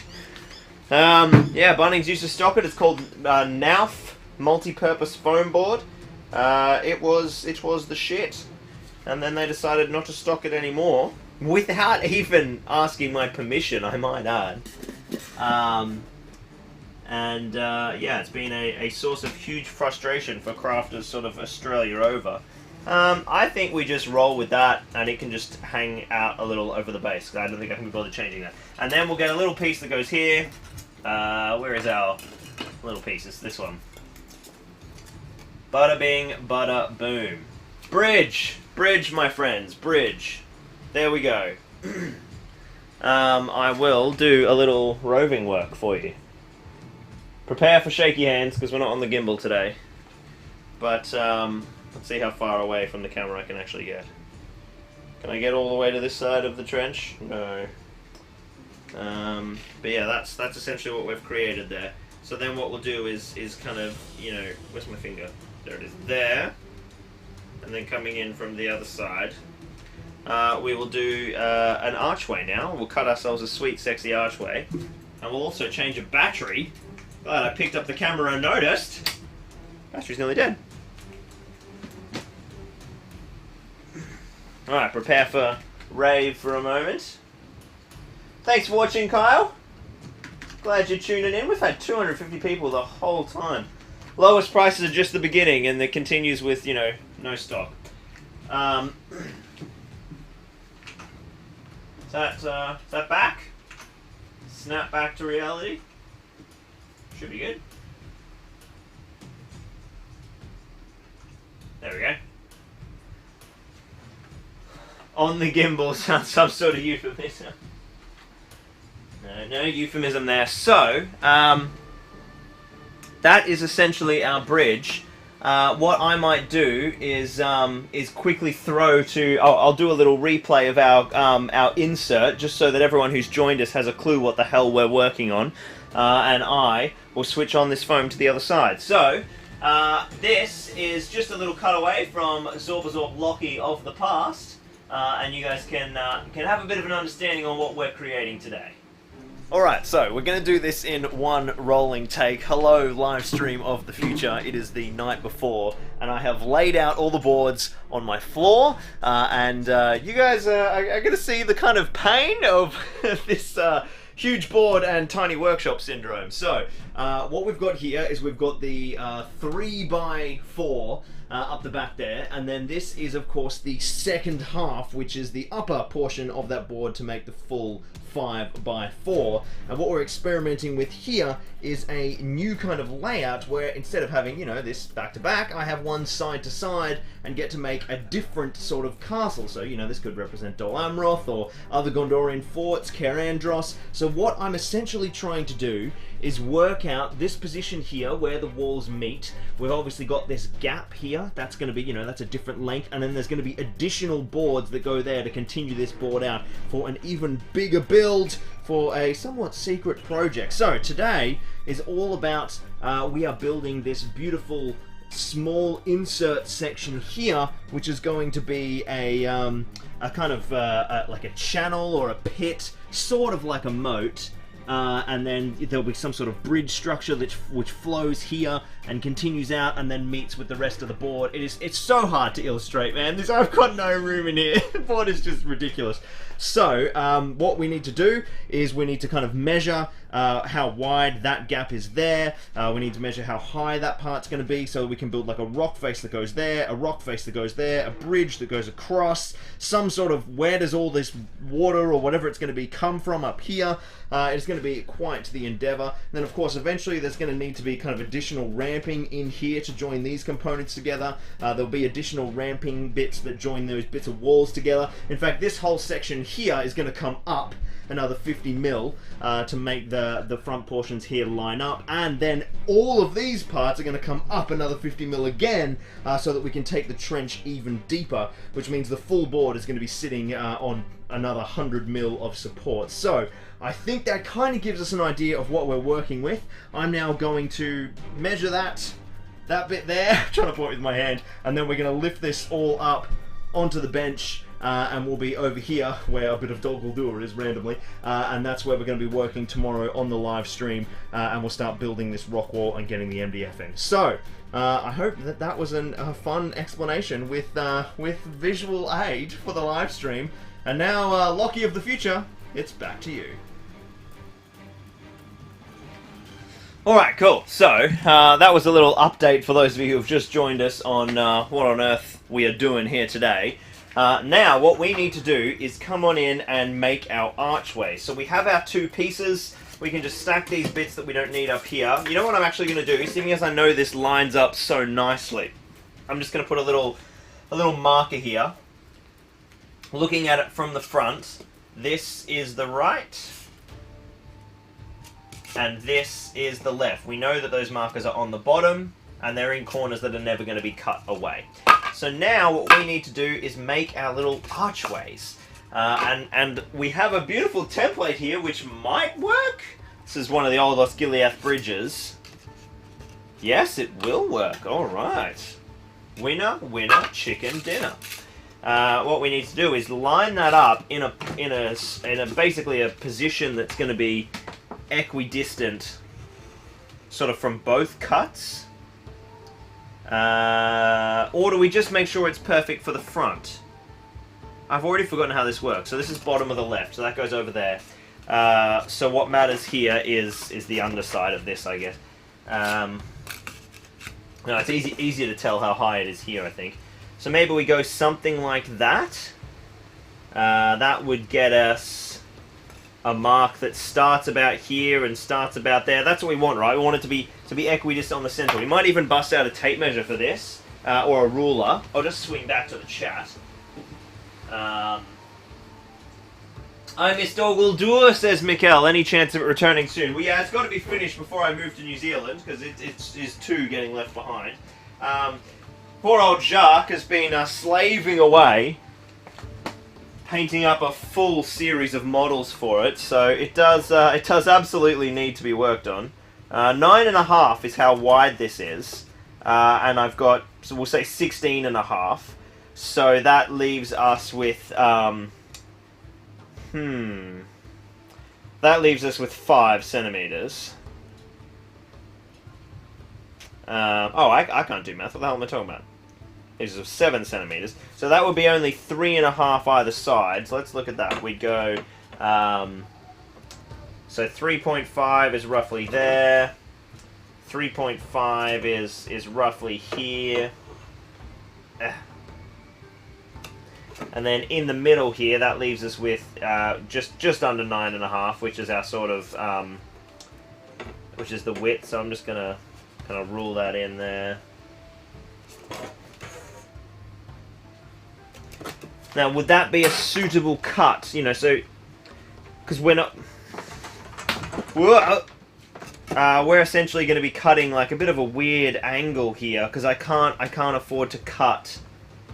Oh, this is so tricky. That would give us this shape, right? But the problem is it's going to go like that. Because I don't have a way to cut a shape that complicated. But I think that's okay. So this is quite a tricky little conundrum here. Then the question is, alright, how high do we want it to go?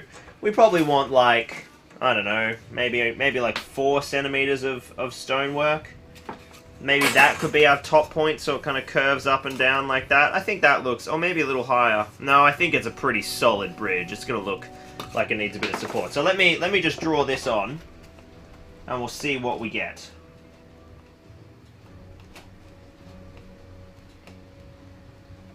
Of course, we want it to be, you know, a straight angle too. So that's where lining these up here can help us. Right, let's draw this on. That's kind of the ballpark of where we want it to be.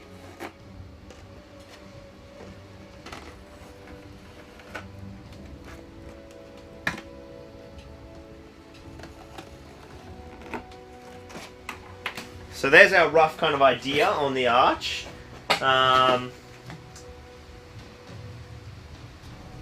We're talking about 3 years, Richard, I'd say. Basically, I'm not going to be able to, like, you know, I don't want to, like, moving all the terrain, I've got a lot, right? It's going to be a huge thing. I'll have to hire a shipping container and ship it into Christchurch and then get a big truck and blah, blah, blah, blah. And so I don't want to do that until I've got somewhere really suitable to store it. And that is going to take, you know, that means we have to buy a house or get a commercial property with storage, and so there's a whole thing. So I'm just going to leave it here until I need it. So I'm going to try and shoot it out. So I think that works. What do you guys think of this arch size? Small, large, big? I think it's okay. My big worry is that, like, the angle of the arch isn't going to go back in line with this. I'm not sure I care. I think I'm just going to be like, it's fine. But it is sort of going to be weird that this goes straight back instead of kind of on the angle. But it's too hard, and I don't think it's going to matter. Like, there's going to be rock and all sorts of stuff there. Could be a bit higher, I reckon, says Maddie. Looks good. Keep in mind you want boats to fit through.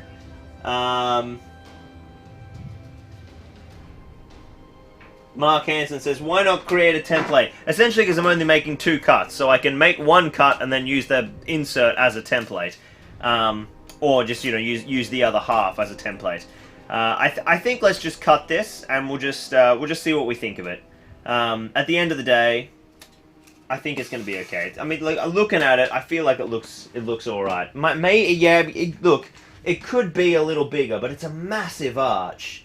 It really is a huge bridge. Here, actually, here's a really important piece of context, is what do we think about it once we see, like, the other structure going on the top?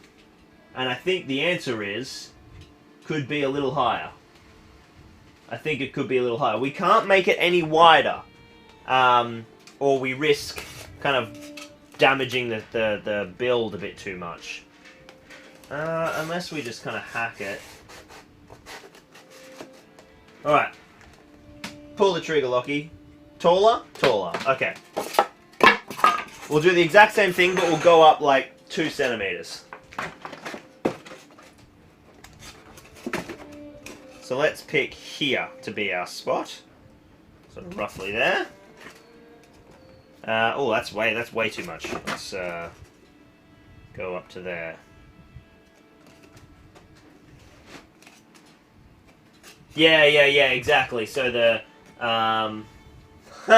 Dart says, just angle the wire and freehand. Yeah, no problem at all, man. I can do that. In before I slice the whole thing in half. No, I'm not competent enough a hot wire cutter to pull that off, I'm afraid, Dart. Sorry to shatter the illusion of my mastery. Alright, so we're looking at that. That might be a little too high, but let's just have a look before we veto it. No, I think that's good. I think that's exactly where we want to be. Because there'll be a little balustrade. Now, here's the other thing, is like, what do we want to do with balustrade? We could make Gondorian-style balustrades that drop down. Yeah, so Anthwin, the highest portion of the city, goes that way. Goes up behind it. Oh, am I going to the highest level of the city? Oh, yeah, eventually, sure. Yeah, we'd love to. I think this is good. Where's a battlement? How big are they? I haven't got any Minas Tirith parts with battlements here anymore. Oh, do I? Oh, yeah, underneath. I've got a whole bloody wall here. I think they're 9 centimeters off memory. With some of them popping up.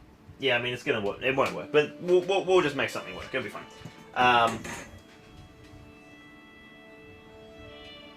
The shifting lens jig is much more user-friendly. Yeah, I know, but yeah, just the complexity of the cut. It's never gonna work. We are gonna have to freehand parts of this, which is gonna be terrifying. So you guys are gonna get to watch me stress the hell out right now.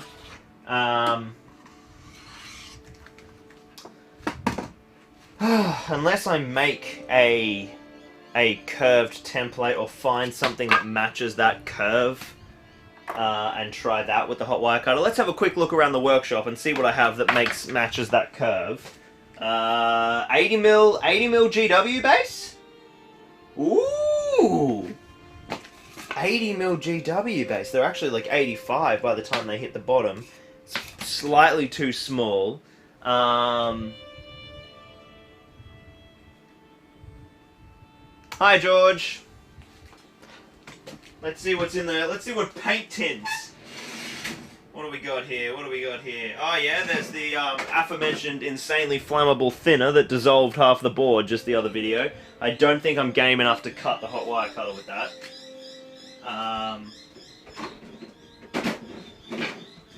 But that's in the ballpark in terms of size. Don't tell me that's the only thing that's that size.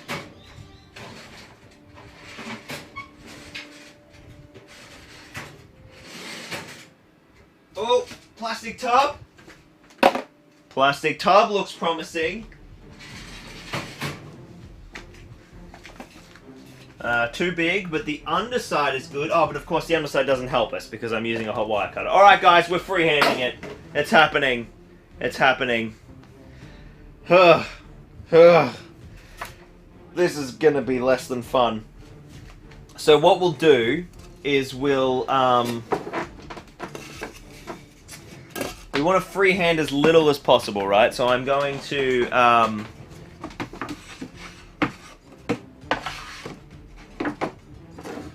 I should do this so that you guys can see.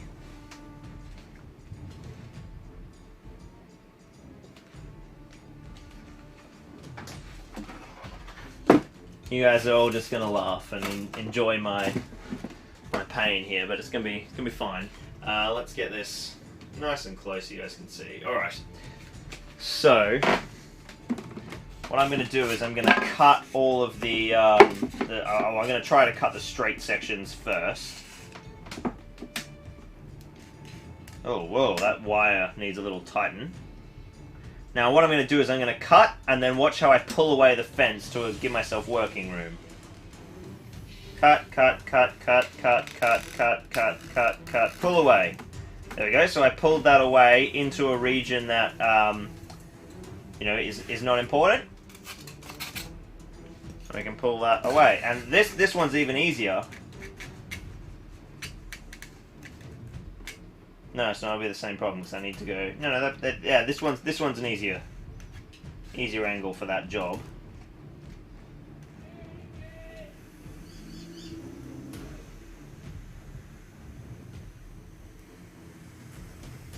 Alright. So that's the straight parts looking pretty good. Now I want to do is take this temperature right down.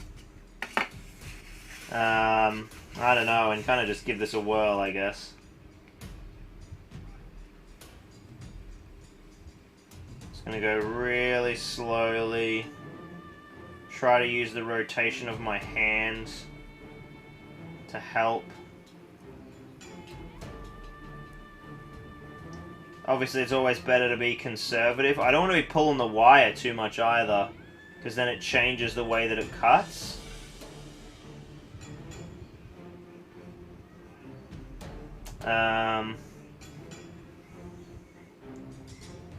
Here we go, here we go.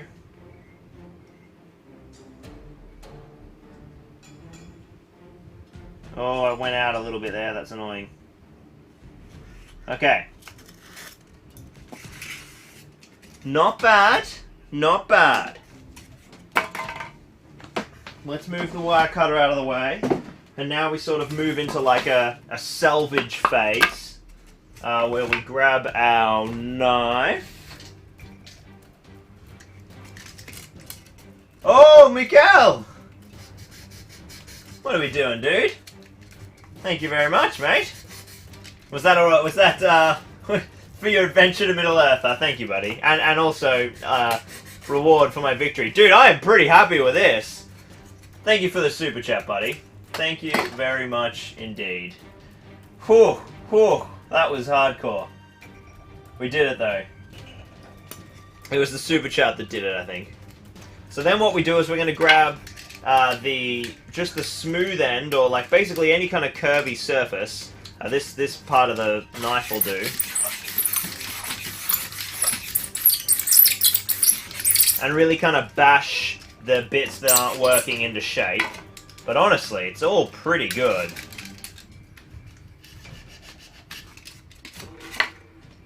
There we go, that's working pretty sweet. Then I would normally grab some sandpaper, which I don't have on me right now.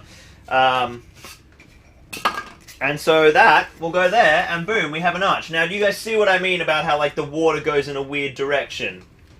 I don't know if you're able to read that, but like, you know, this is the way the bridge is going, but the water is going like, it looks odd. But I think once it's kind of carved up with rocks and stuff, we're not really going to care that much, and it's also insanely difficult to cut it any other way. So that's what we're getting today.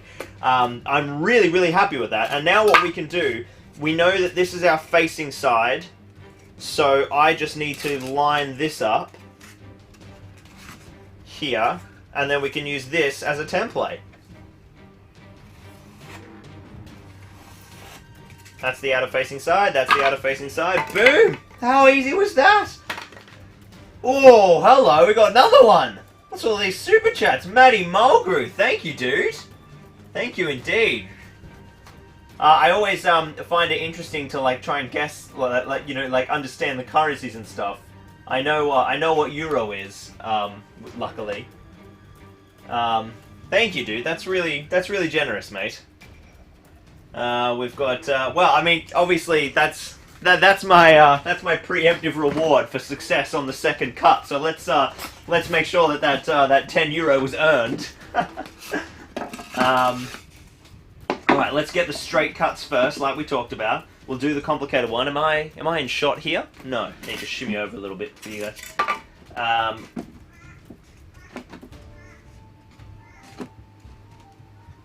Alright. Let's see if I can earn Manny Mulgrew's super chat. We'll go in hot again here, so I'm at 6. All the way up and release. You gotta be firm with that. You gotta really kick it out with your thumb. Otherwise, it doesn't want to behave. This one can stay on 6 as well.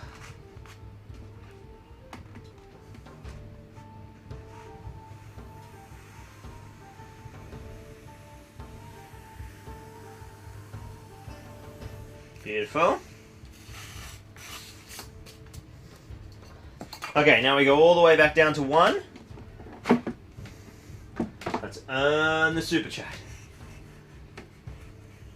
It's like my for Frodo moment, but... Oh, that was not a good start.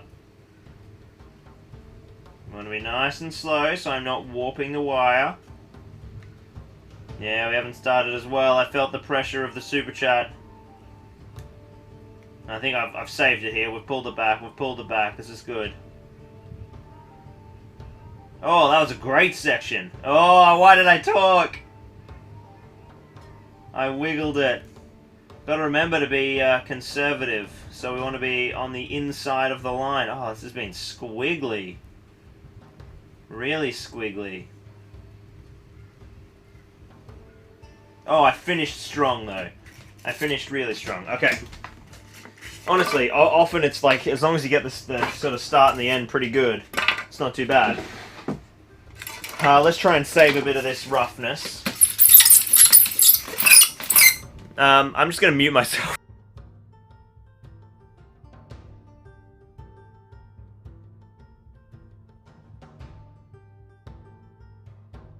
That makes a horrible sound. Oh my goodness. Boom. Look at that. Two gorgeous archers. Let's assemble the bridge. This one goes sort of here somewhere. This one goes over here somewhere. This bad boy goes here. And this goes here. That is our arch fully mocked up.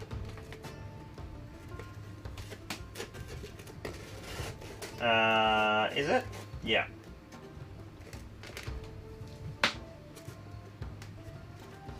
Loving it. Loving it, loving it, loving it. We can see there's a little tunnel. It doesn't quite work, but I think it will be alright. It is an odd sort of bridge structure, but it's going to do the job. It's going to do the job. I might have to think of a way to sort of carve away some of these corner parts. And maybe that is something we can do. So if I flip this up, don't know how well you guys can see. Can you guys see in there? Not quite. Let's see if I can take you on a little journey up. Let's see how far I can get. Okay, so basically you've got like the water comes in here and then it does a dog leg through the bridge and goes out there because of the weird angles. So I'm thinking there might be some way... Sorry to bump the mic on you guys. There might be some way that I can like carve away this without it ruining the form of the arch. You know, I could come in and... Oh, I know what I'm doing. I know what I'm doing. Okay. We're gonna experiment here. We'll use our hot wire cutter. I think I can do like a pull away kind of maneuver. So we'd like it, you know, sort of in the ballpark. Let's grab this. What is the bit that we want? It's this bit. So it would be like... whoa, this is frying my brain. So I want... Here, let's draw it in so that I know exactly what I want. I basically want to kind of cut away some of this. So I want to cut away some of that material to try and catch it. So I need to be... there! That's what I want. I want this. Okay, so I could... It's going to be hard for you guys to see from your side. Now the problem is that for me to kind of make a pull-away maneuver, I need to push into this. So what I'm actually going to do is I'm not going to wedge this in. I'm going to have this... Oh, I can't with this type of tool. Okay, this is getting hard. I think I go like that. We're going to do a very small amount and then I'll carve it manually. So I'm on one.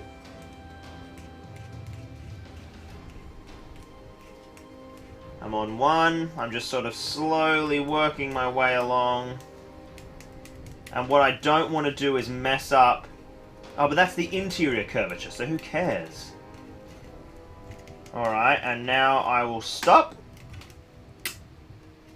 And I will... take away the fence. Alright, and then what I need to do is just gently freehand curve out. Alright, didn't quite do what I wanted, but that's the idea, right? I've made this cutaway, and then I've kind of curved this. So, what I'm going to do is I'm going to sort of freehand this again. Remember, this is the inside. So I'm not, like, hugely bothered. That's the idea. That's getting closer. I should be doing it this way, though, so that I don't risk topping out. Oh, whoa, whoa, hello. If I film it like this.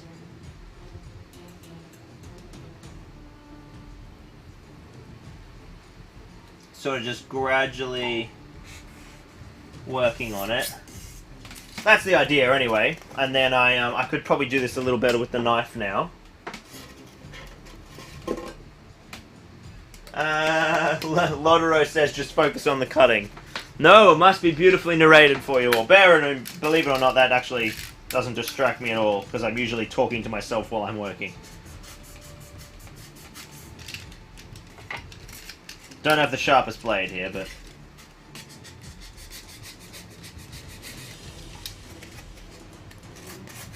Alright, so there we have, like, you know, that is just much more helping the water flow. Oh, that helped so much. That was a clutch maneuver. So now we'll do the exact same thing on this side. We kind of want to, like, roughly take some of that. So we'll bring this guy back in. This one should be better for you guys to see, I think. No. It is the same.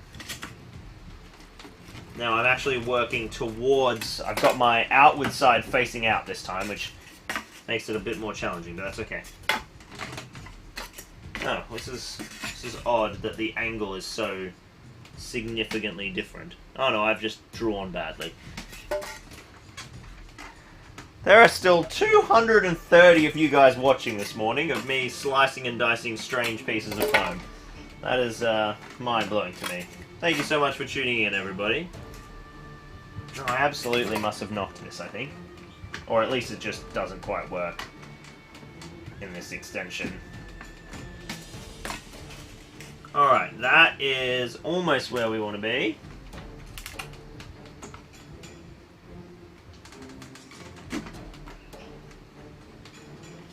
That is.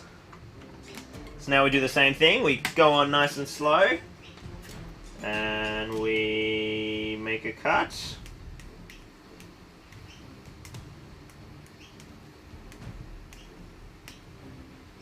There we go. And then we stop. Pull this out. We pick it up.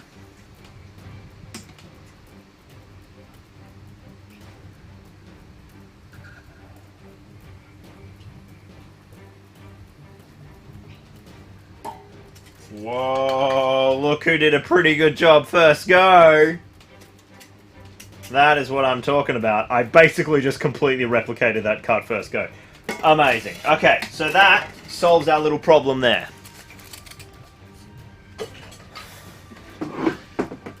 A much, much, much more realistic kind of water flow, or fluid flow.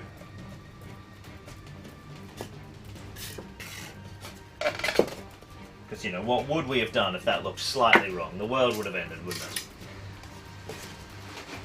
Thank you, guys. I'm glad you enjoyed that. That was good. I'm glad we took the risk. That has proven to be a substantial improvement. Now we've got kind of a space that is just 58,000 times more functioning. God, I'm really tempted to do it on the other side. Oh, no, that's just upside down. That's why I'm tempted to do that. There we go. Now it makes more sense. Yeah, that's brilliant, actually. That is literally a functioning archway now. We have a water flow that is consistent. I'm very, very chuffed with that. So now we need to work out how this how this sort of structure over here is going to work.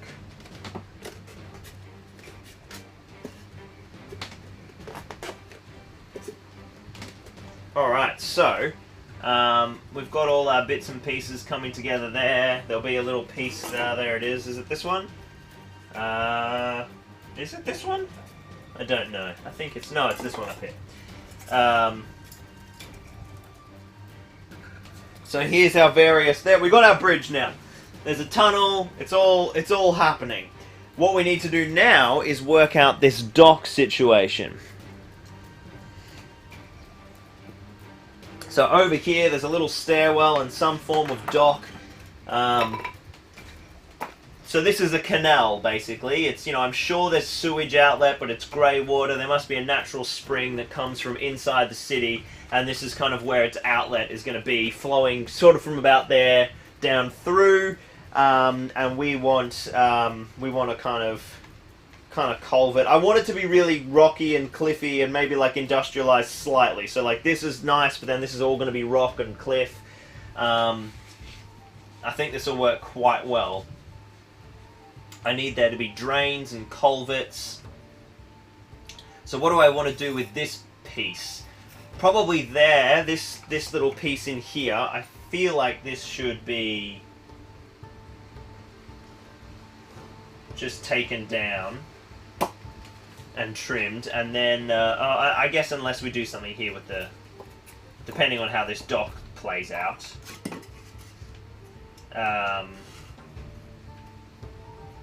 Where do we want the dock to go? How long do we want it to be? It's got to come almost all the way up to there. I guess we could have it come out about the same width as that. That looks fairly sensible. Let's grab another piece of XP. Oh, here we go. This is a good spot. Got my piece here that we shouldn't have cut the edges off before.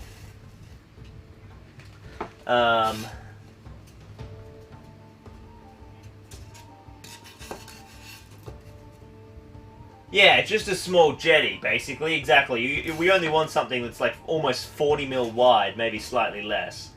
I think I'll just build this up in 2 layers of foam. Oh yeah, look, that'll be literally the perfect height. Maybe with one little step added on top. So we can just cut this, and that is almost the right width as well. Not quite, but it'll do.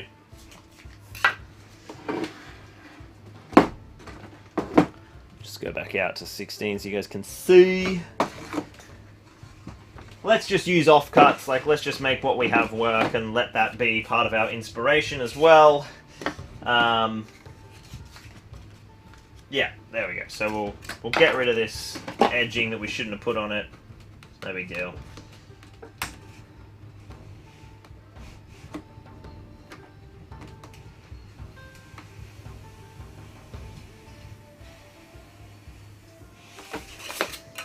Beautiful work.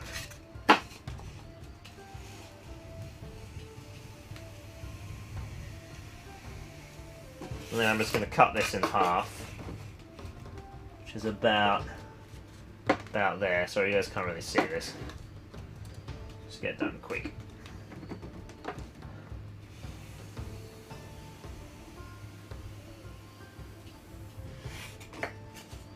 Alright, so now we've got these 2 halves, which will facilitate a little dock landing. Huh, this resin's going to be a lot deeper than I intended. Might have to build up the depth of the riverbed.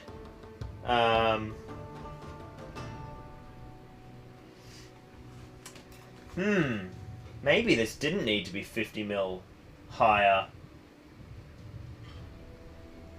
Thank you, Lotero. Yeah, it's come up really nicely, the walls. I'm very happy with them. That is quite... Unless this becomes like stairs down to another level. Yeah, that's not a bad idea. Like this is a little... Can you guys even see what I'm working on here? Not really. Let's move this camera or something.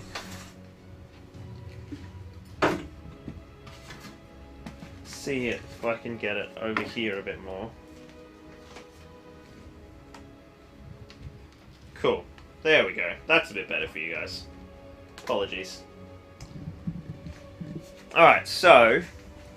Ugh. This is quite high. Higher than I thought. I'm wondering if I shouldn't have made...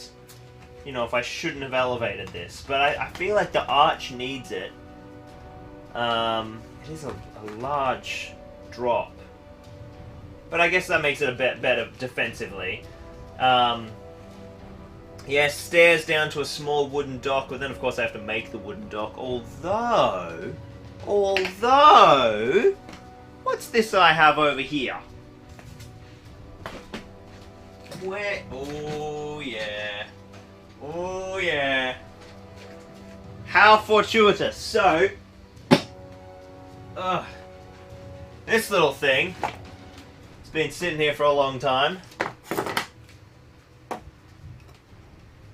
Just these are the old Ferry Masters jetty and thing that I used to sell. This is a very old cast. You can see that, like, you know, there was silicon coming out and stuff. But I mean, there's a perfect little jetty, right?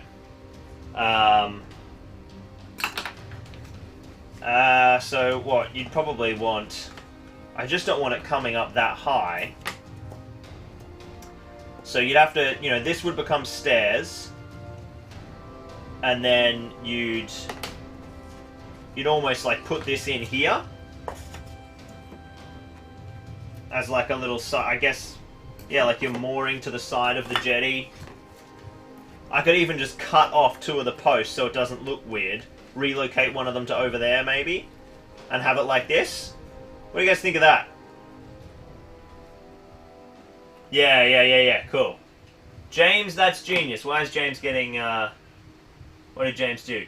Couldn't you have a lower amount of resin, but paint a high waterline stain on the wall to give the implication that it's gone down? Yes, Jimmy, I like that. Very true. Very true. Oh, Josh is messaging me. Oh, here we go. Okay, Josh has got some killer input. He says, I'm really far behind live, so putting my comment here. Medieval rivers were often sewers as well as transport, so having the sewers going to a place with boats was not that weird. Yes, that was sort of where I ended up arriving. I was like, you know, it's gross, but that would probably be fairly normal. And everyone thinks of Minas Tirith as like super clean, because that's what it looked like. Well, I mean, it was accurate in the movie, but you know, you didn't see like the really gross side of Minas Tirith. It's very glorified. But I think that's quite appropriate. So yeah, I think this is cool. I think it's a sewer, it's runoff, it's a dock. I think it works. I think it works totally. So what we want then is we probably only need like one of these to be stairs. That'll keep coming down, and then we sort of have it about there. And it probably doesn't matter that it takes up a lot of the sewer, right? In fact, we could just have it go across the whole thing. Because you're never going to send boats that way. That just goes up to the canal. Although I guess it's a bit odd, like having stairs go to nowhere here. Hey, Pickle! Hey, dude. Not enough shots of people doing a number 2, says Lotero. Thanks for watching, MPL. Thanks, Arthwin. We'll see you next time, guys. Glad you enjoyed. Alvaro says, water in the way to the 2nd floor. Why? So, Alvaro, you've missed the start. This is actually not the 2nd floor here. This is... We're building an... Oh, what did I just do to my chat? There we go. I'm just being very still. I thought it had frozen. We're building an additional section that joins at the front of this so that we can reuse it in an alternate layout so it becomes a front gate for a different Gondorian fortress or a different part of Minas Tirith. It's sort of Caer Andros or something else for the Siege of Gondor board. I mean, this just looks awesome, frankly. It's just very bloody high. So I think what we'll do is I do want it to be sort of a bit more playable and climbable. So I think we'll go about that high. That'll be fine with resin and all of that. So let's go. We'll use some of Jimmy's lovely idea there. So let's carve some stairs. Is what we're up to. Yes. Now you guys get to see the killer stair method. First thing to do is cut our angle. No problem, dude. Happy to provide context. Leave room for an entrance to the dungeon. That's the Gondorian club sprung up with some dark Numenorian influence.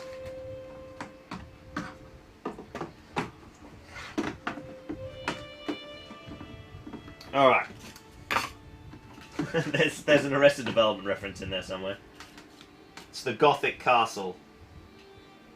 Okay, so what we need. What am I doing here? I just want a piece of stairwell that goes. I just want a piece of stairwell that tastes like real stairwell.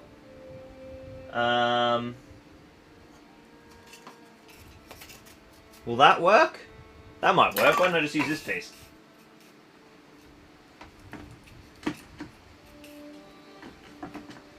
I don't think it will work. Give me this. Sorry guys, I'll just get this cut and then I will be back to you momentarily. I think you guys can see this anyway, can I? Yeah, you can. What am I talking about? It's probably in shadow though. Oh, I forgot I'm on 6. Wow, that is eating the foam for days. Alright, let's see what that angle looked like. So I just sort of rolled the dice. That angle is perfection. It's perfection. So, if this is just sitting on here, making a bit of foam, it's a little too big, that gap, hey, which is irritating but annoying. It's fine. Is the club called Angband? Hex Hitpoint says, since I'm working exclusively on 1 to 1200 scale naval terrain at the moment, none of this actually helps me with my projects, but I still like learning and taking random inspiration. Well, that's awesome, dude. Glad we could help. Okay, so let's make the stairs. We want to come back over here now, camera, so we can see what the hell is going on. Let's freehand the stairs like a maniac. That's what we want to do.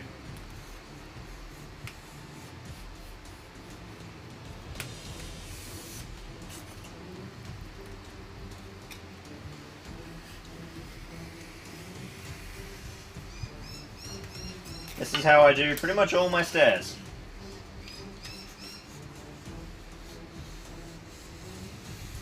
It's a wild little journey. Oh, some of it's tearing. I should have got a new blade. There's one little cheeky part in here that didn't cut properly. There we go. And then we probably just want one more here. There's some steep stairs, man. Who designed these? Oh. Is that because I'm... Oh, no, we're... Nope. I'm losing my mind here. We're okay. I think. Let's do all my cuts. Cut down. Cut back. Can't believe I had that little, Buckleberry Ferry piece literally right there. It's been sitting there for so long. Literally 4 or 5... No, longer. Probably a year. It's just been on that shelf getting moved around, annoying me. I get to get rid of it and solve a board problem at the same time. Joy. Much joy.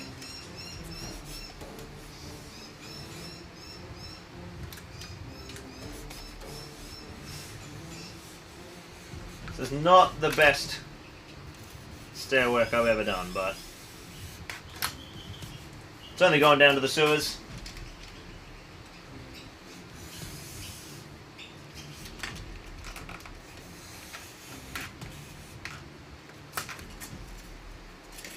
You won't cut many orcs with a blunt blade. And I should have sharpened this. Replaced it. Is what I should have. Alright, stairs. Kaboom.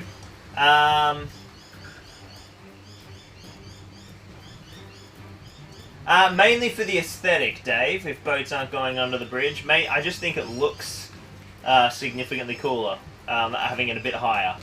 It looks more imposing. But I actually think that I suppose technically they could go. You know, I'll end this sort of here. Maybe I'll make this like a combination, like part stone, part wood. Oh, unless we have it.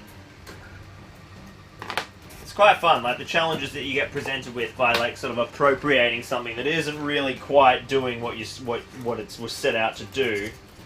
What I'm going to do now is I'm just going to slice myself up a slightly higher piece of foam to be the mounting plate underneath this. We're pretty close to having this fully mocked up and going into carving mode, which is exciting. About there is what I want.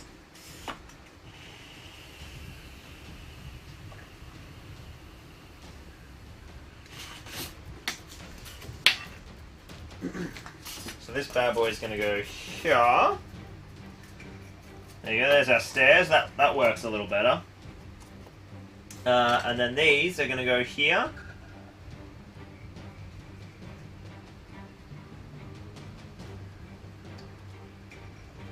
I think that works quite well. And then we can just have like another little piece that's made from stone, maybe. Like the wooden dock has been mounted to stone. Obviously the bollards on the right would have to move, but that's okay.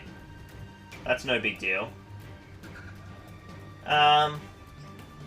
Where will this connect to the other part you already finished? Basically, it's the other part goes on the other side, right? So this board. You guys have missed the sort of intro at the start, but this is for taking this top half of the board and the bottom half, which is currently under the table. You can't see. And normally this is the back half of level 2. This is the second gate, and then there's that front section that goes in the front. But what we're doing today is building an insert that allows me to change that layout for other Gondorian cities, so that we can move the bit that goes at the front up to the side, and then this all becomes one long front wall that's 8 feet long, and this is the front gate. So this is like a bridge over a moat in front of a new front gate for Caer Andros or Dol Amroth, Glamogarth, anything in that kind of Horondor region. There's going to be like a lot of different needs for a big Gondor campaign. So having Gondor terrain that is like, it's Minas Tirith, and it's Minas Tirith parts, but it can be flexibly reused in other ways, is also really helpful.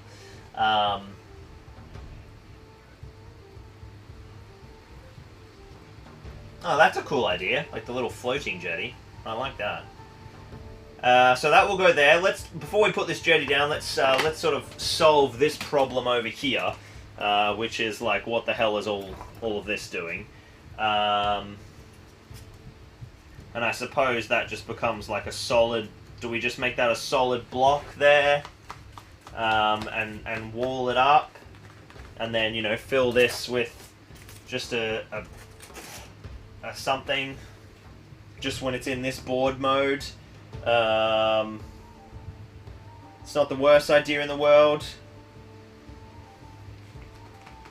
We'd of course have to maybe we could put a little piece of cliff here, so we could start to incorporate some of our cliffs.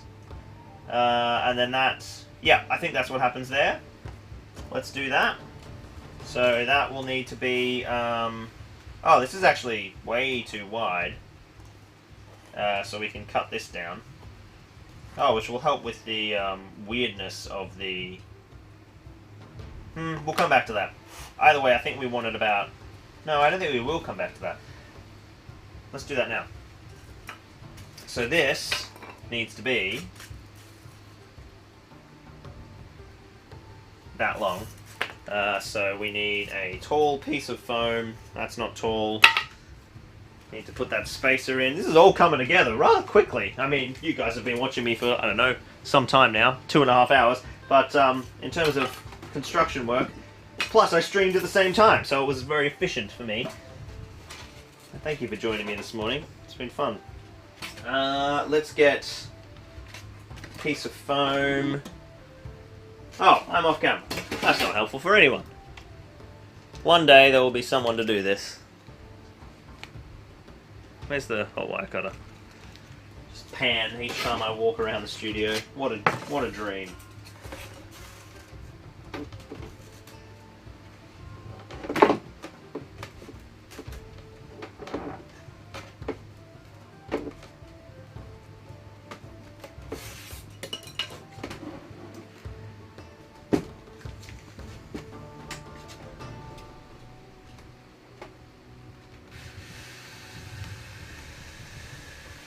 My lucky last piece of foam.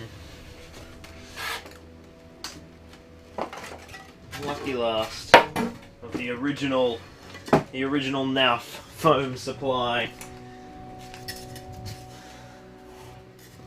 I think I have some 50mm actually. It's my last 30mm sheet. Alright, and then that will what do we do? Do we make something that sort of sits in there? That way it would be. I don't know if we do. I think we just leave it and we cut it at this height. So yeah, it's gonna be that high. Now we'll trim that. Oh, sorry, lads. I forgot. So I only do this, every week and have been, or every second week and have been for years. You wouldn't expect me to be experienced at it.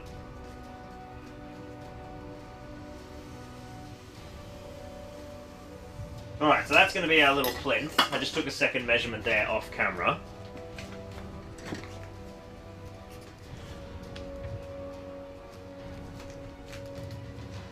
That will go under there. Then this will go in here. Fabulous, fabulous, fabulous. That is all working nicely. This does mean, however... Oh, that's actually slightly too wide, so we'll shorten that by just a smidge. So that will go there. Then we'll shorten these stair pieces. Let's do all that shortening now.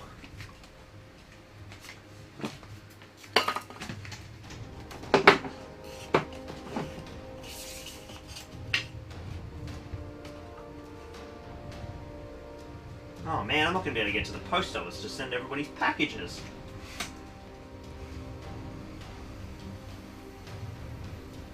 Silly flooding. Hopefully later today the roads will open again.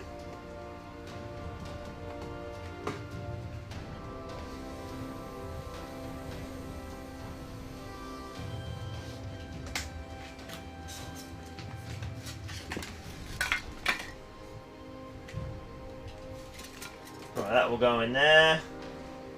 Was that even the right piece? I don't even know what that was. That was not the right piece. Was it? No. I hope that wasn't important, because I just cut some random piece. Yeah, that was not... I think it was just the off-cut of that. Yeah, it was just the top section, so we're okay. This is the piece we want.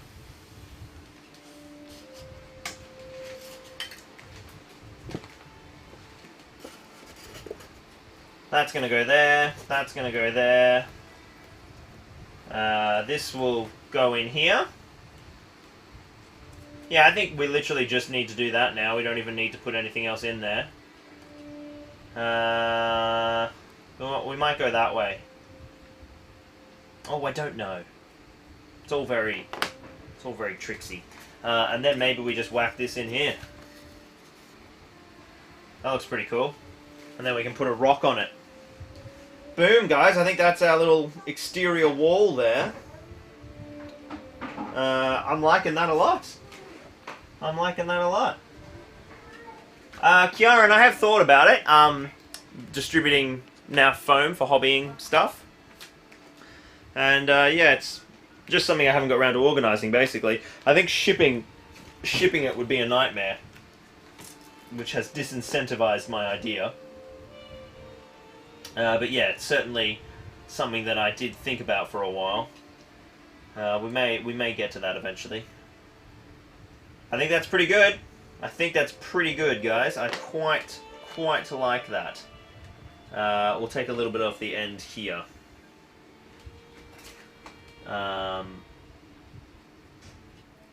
So, I think that's all of our carved elements, right? I think now we just move into like an insane period of foam carving. Over here, I just want all of these other edges to basically just turn to cliff. I think maybe we'll make another section for the culvert, but I really want natural cliff in this section. I don't just want it to be fortified culvert. I want to use some rock molds. I want it to be like it's been built on a rocky foundation, like a natural spring. So let's have a think about that, I guess. The other side is going to basically just be all cliffs. There'll be no fortified elements. So we need that to be mirrored in some way on the other side. I do like the idea of having a little bit of rocky cliff sticking there, like it's beginning to head off in that direction. Over here, we just get a sheet of foam core board and rock that completely, I think. Where do we want the culvert coming out? Probably like back here. So we could have like another foam section here that's like fortified wall with the culvert that goes in. And do like a cool kind of portcullis style culvert over here. I'll come out wide so you guys can get idea of sort of scale. And then this'll all just be sort of like rocked off, rocky foundation, rock. But yeah, we need that to be rock. So I think what we'll do is we will just carve this in its entirety, get this built, get this all like glued in and fully sorted, and then I will start working on that other side. So I think that should be pretty sweet. Oh, whoa, there's less than 200 people watching. 197, we've just slipped underneath.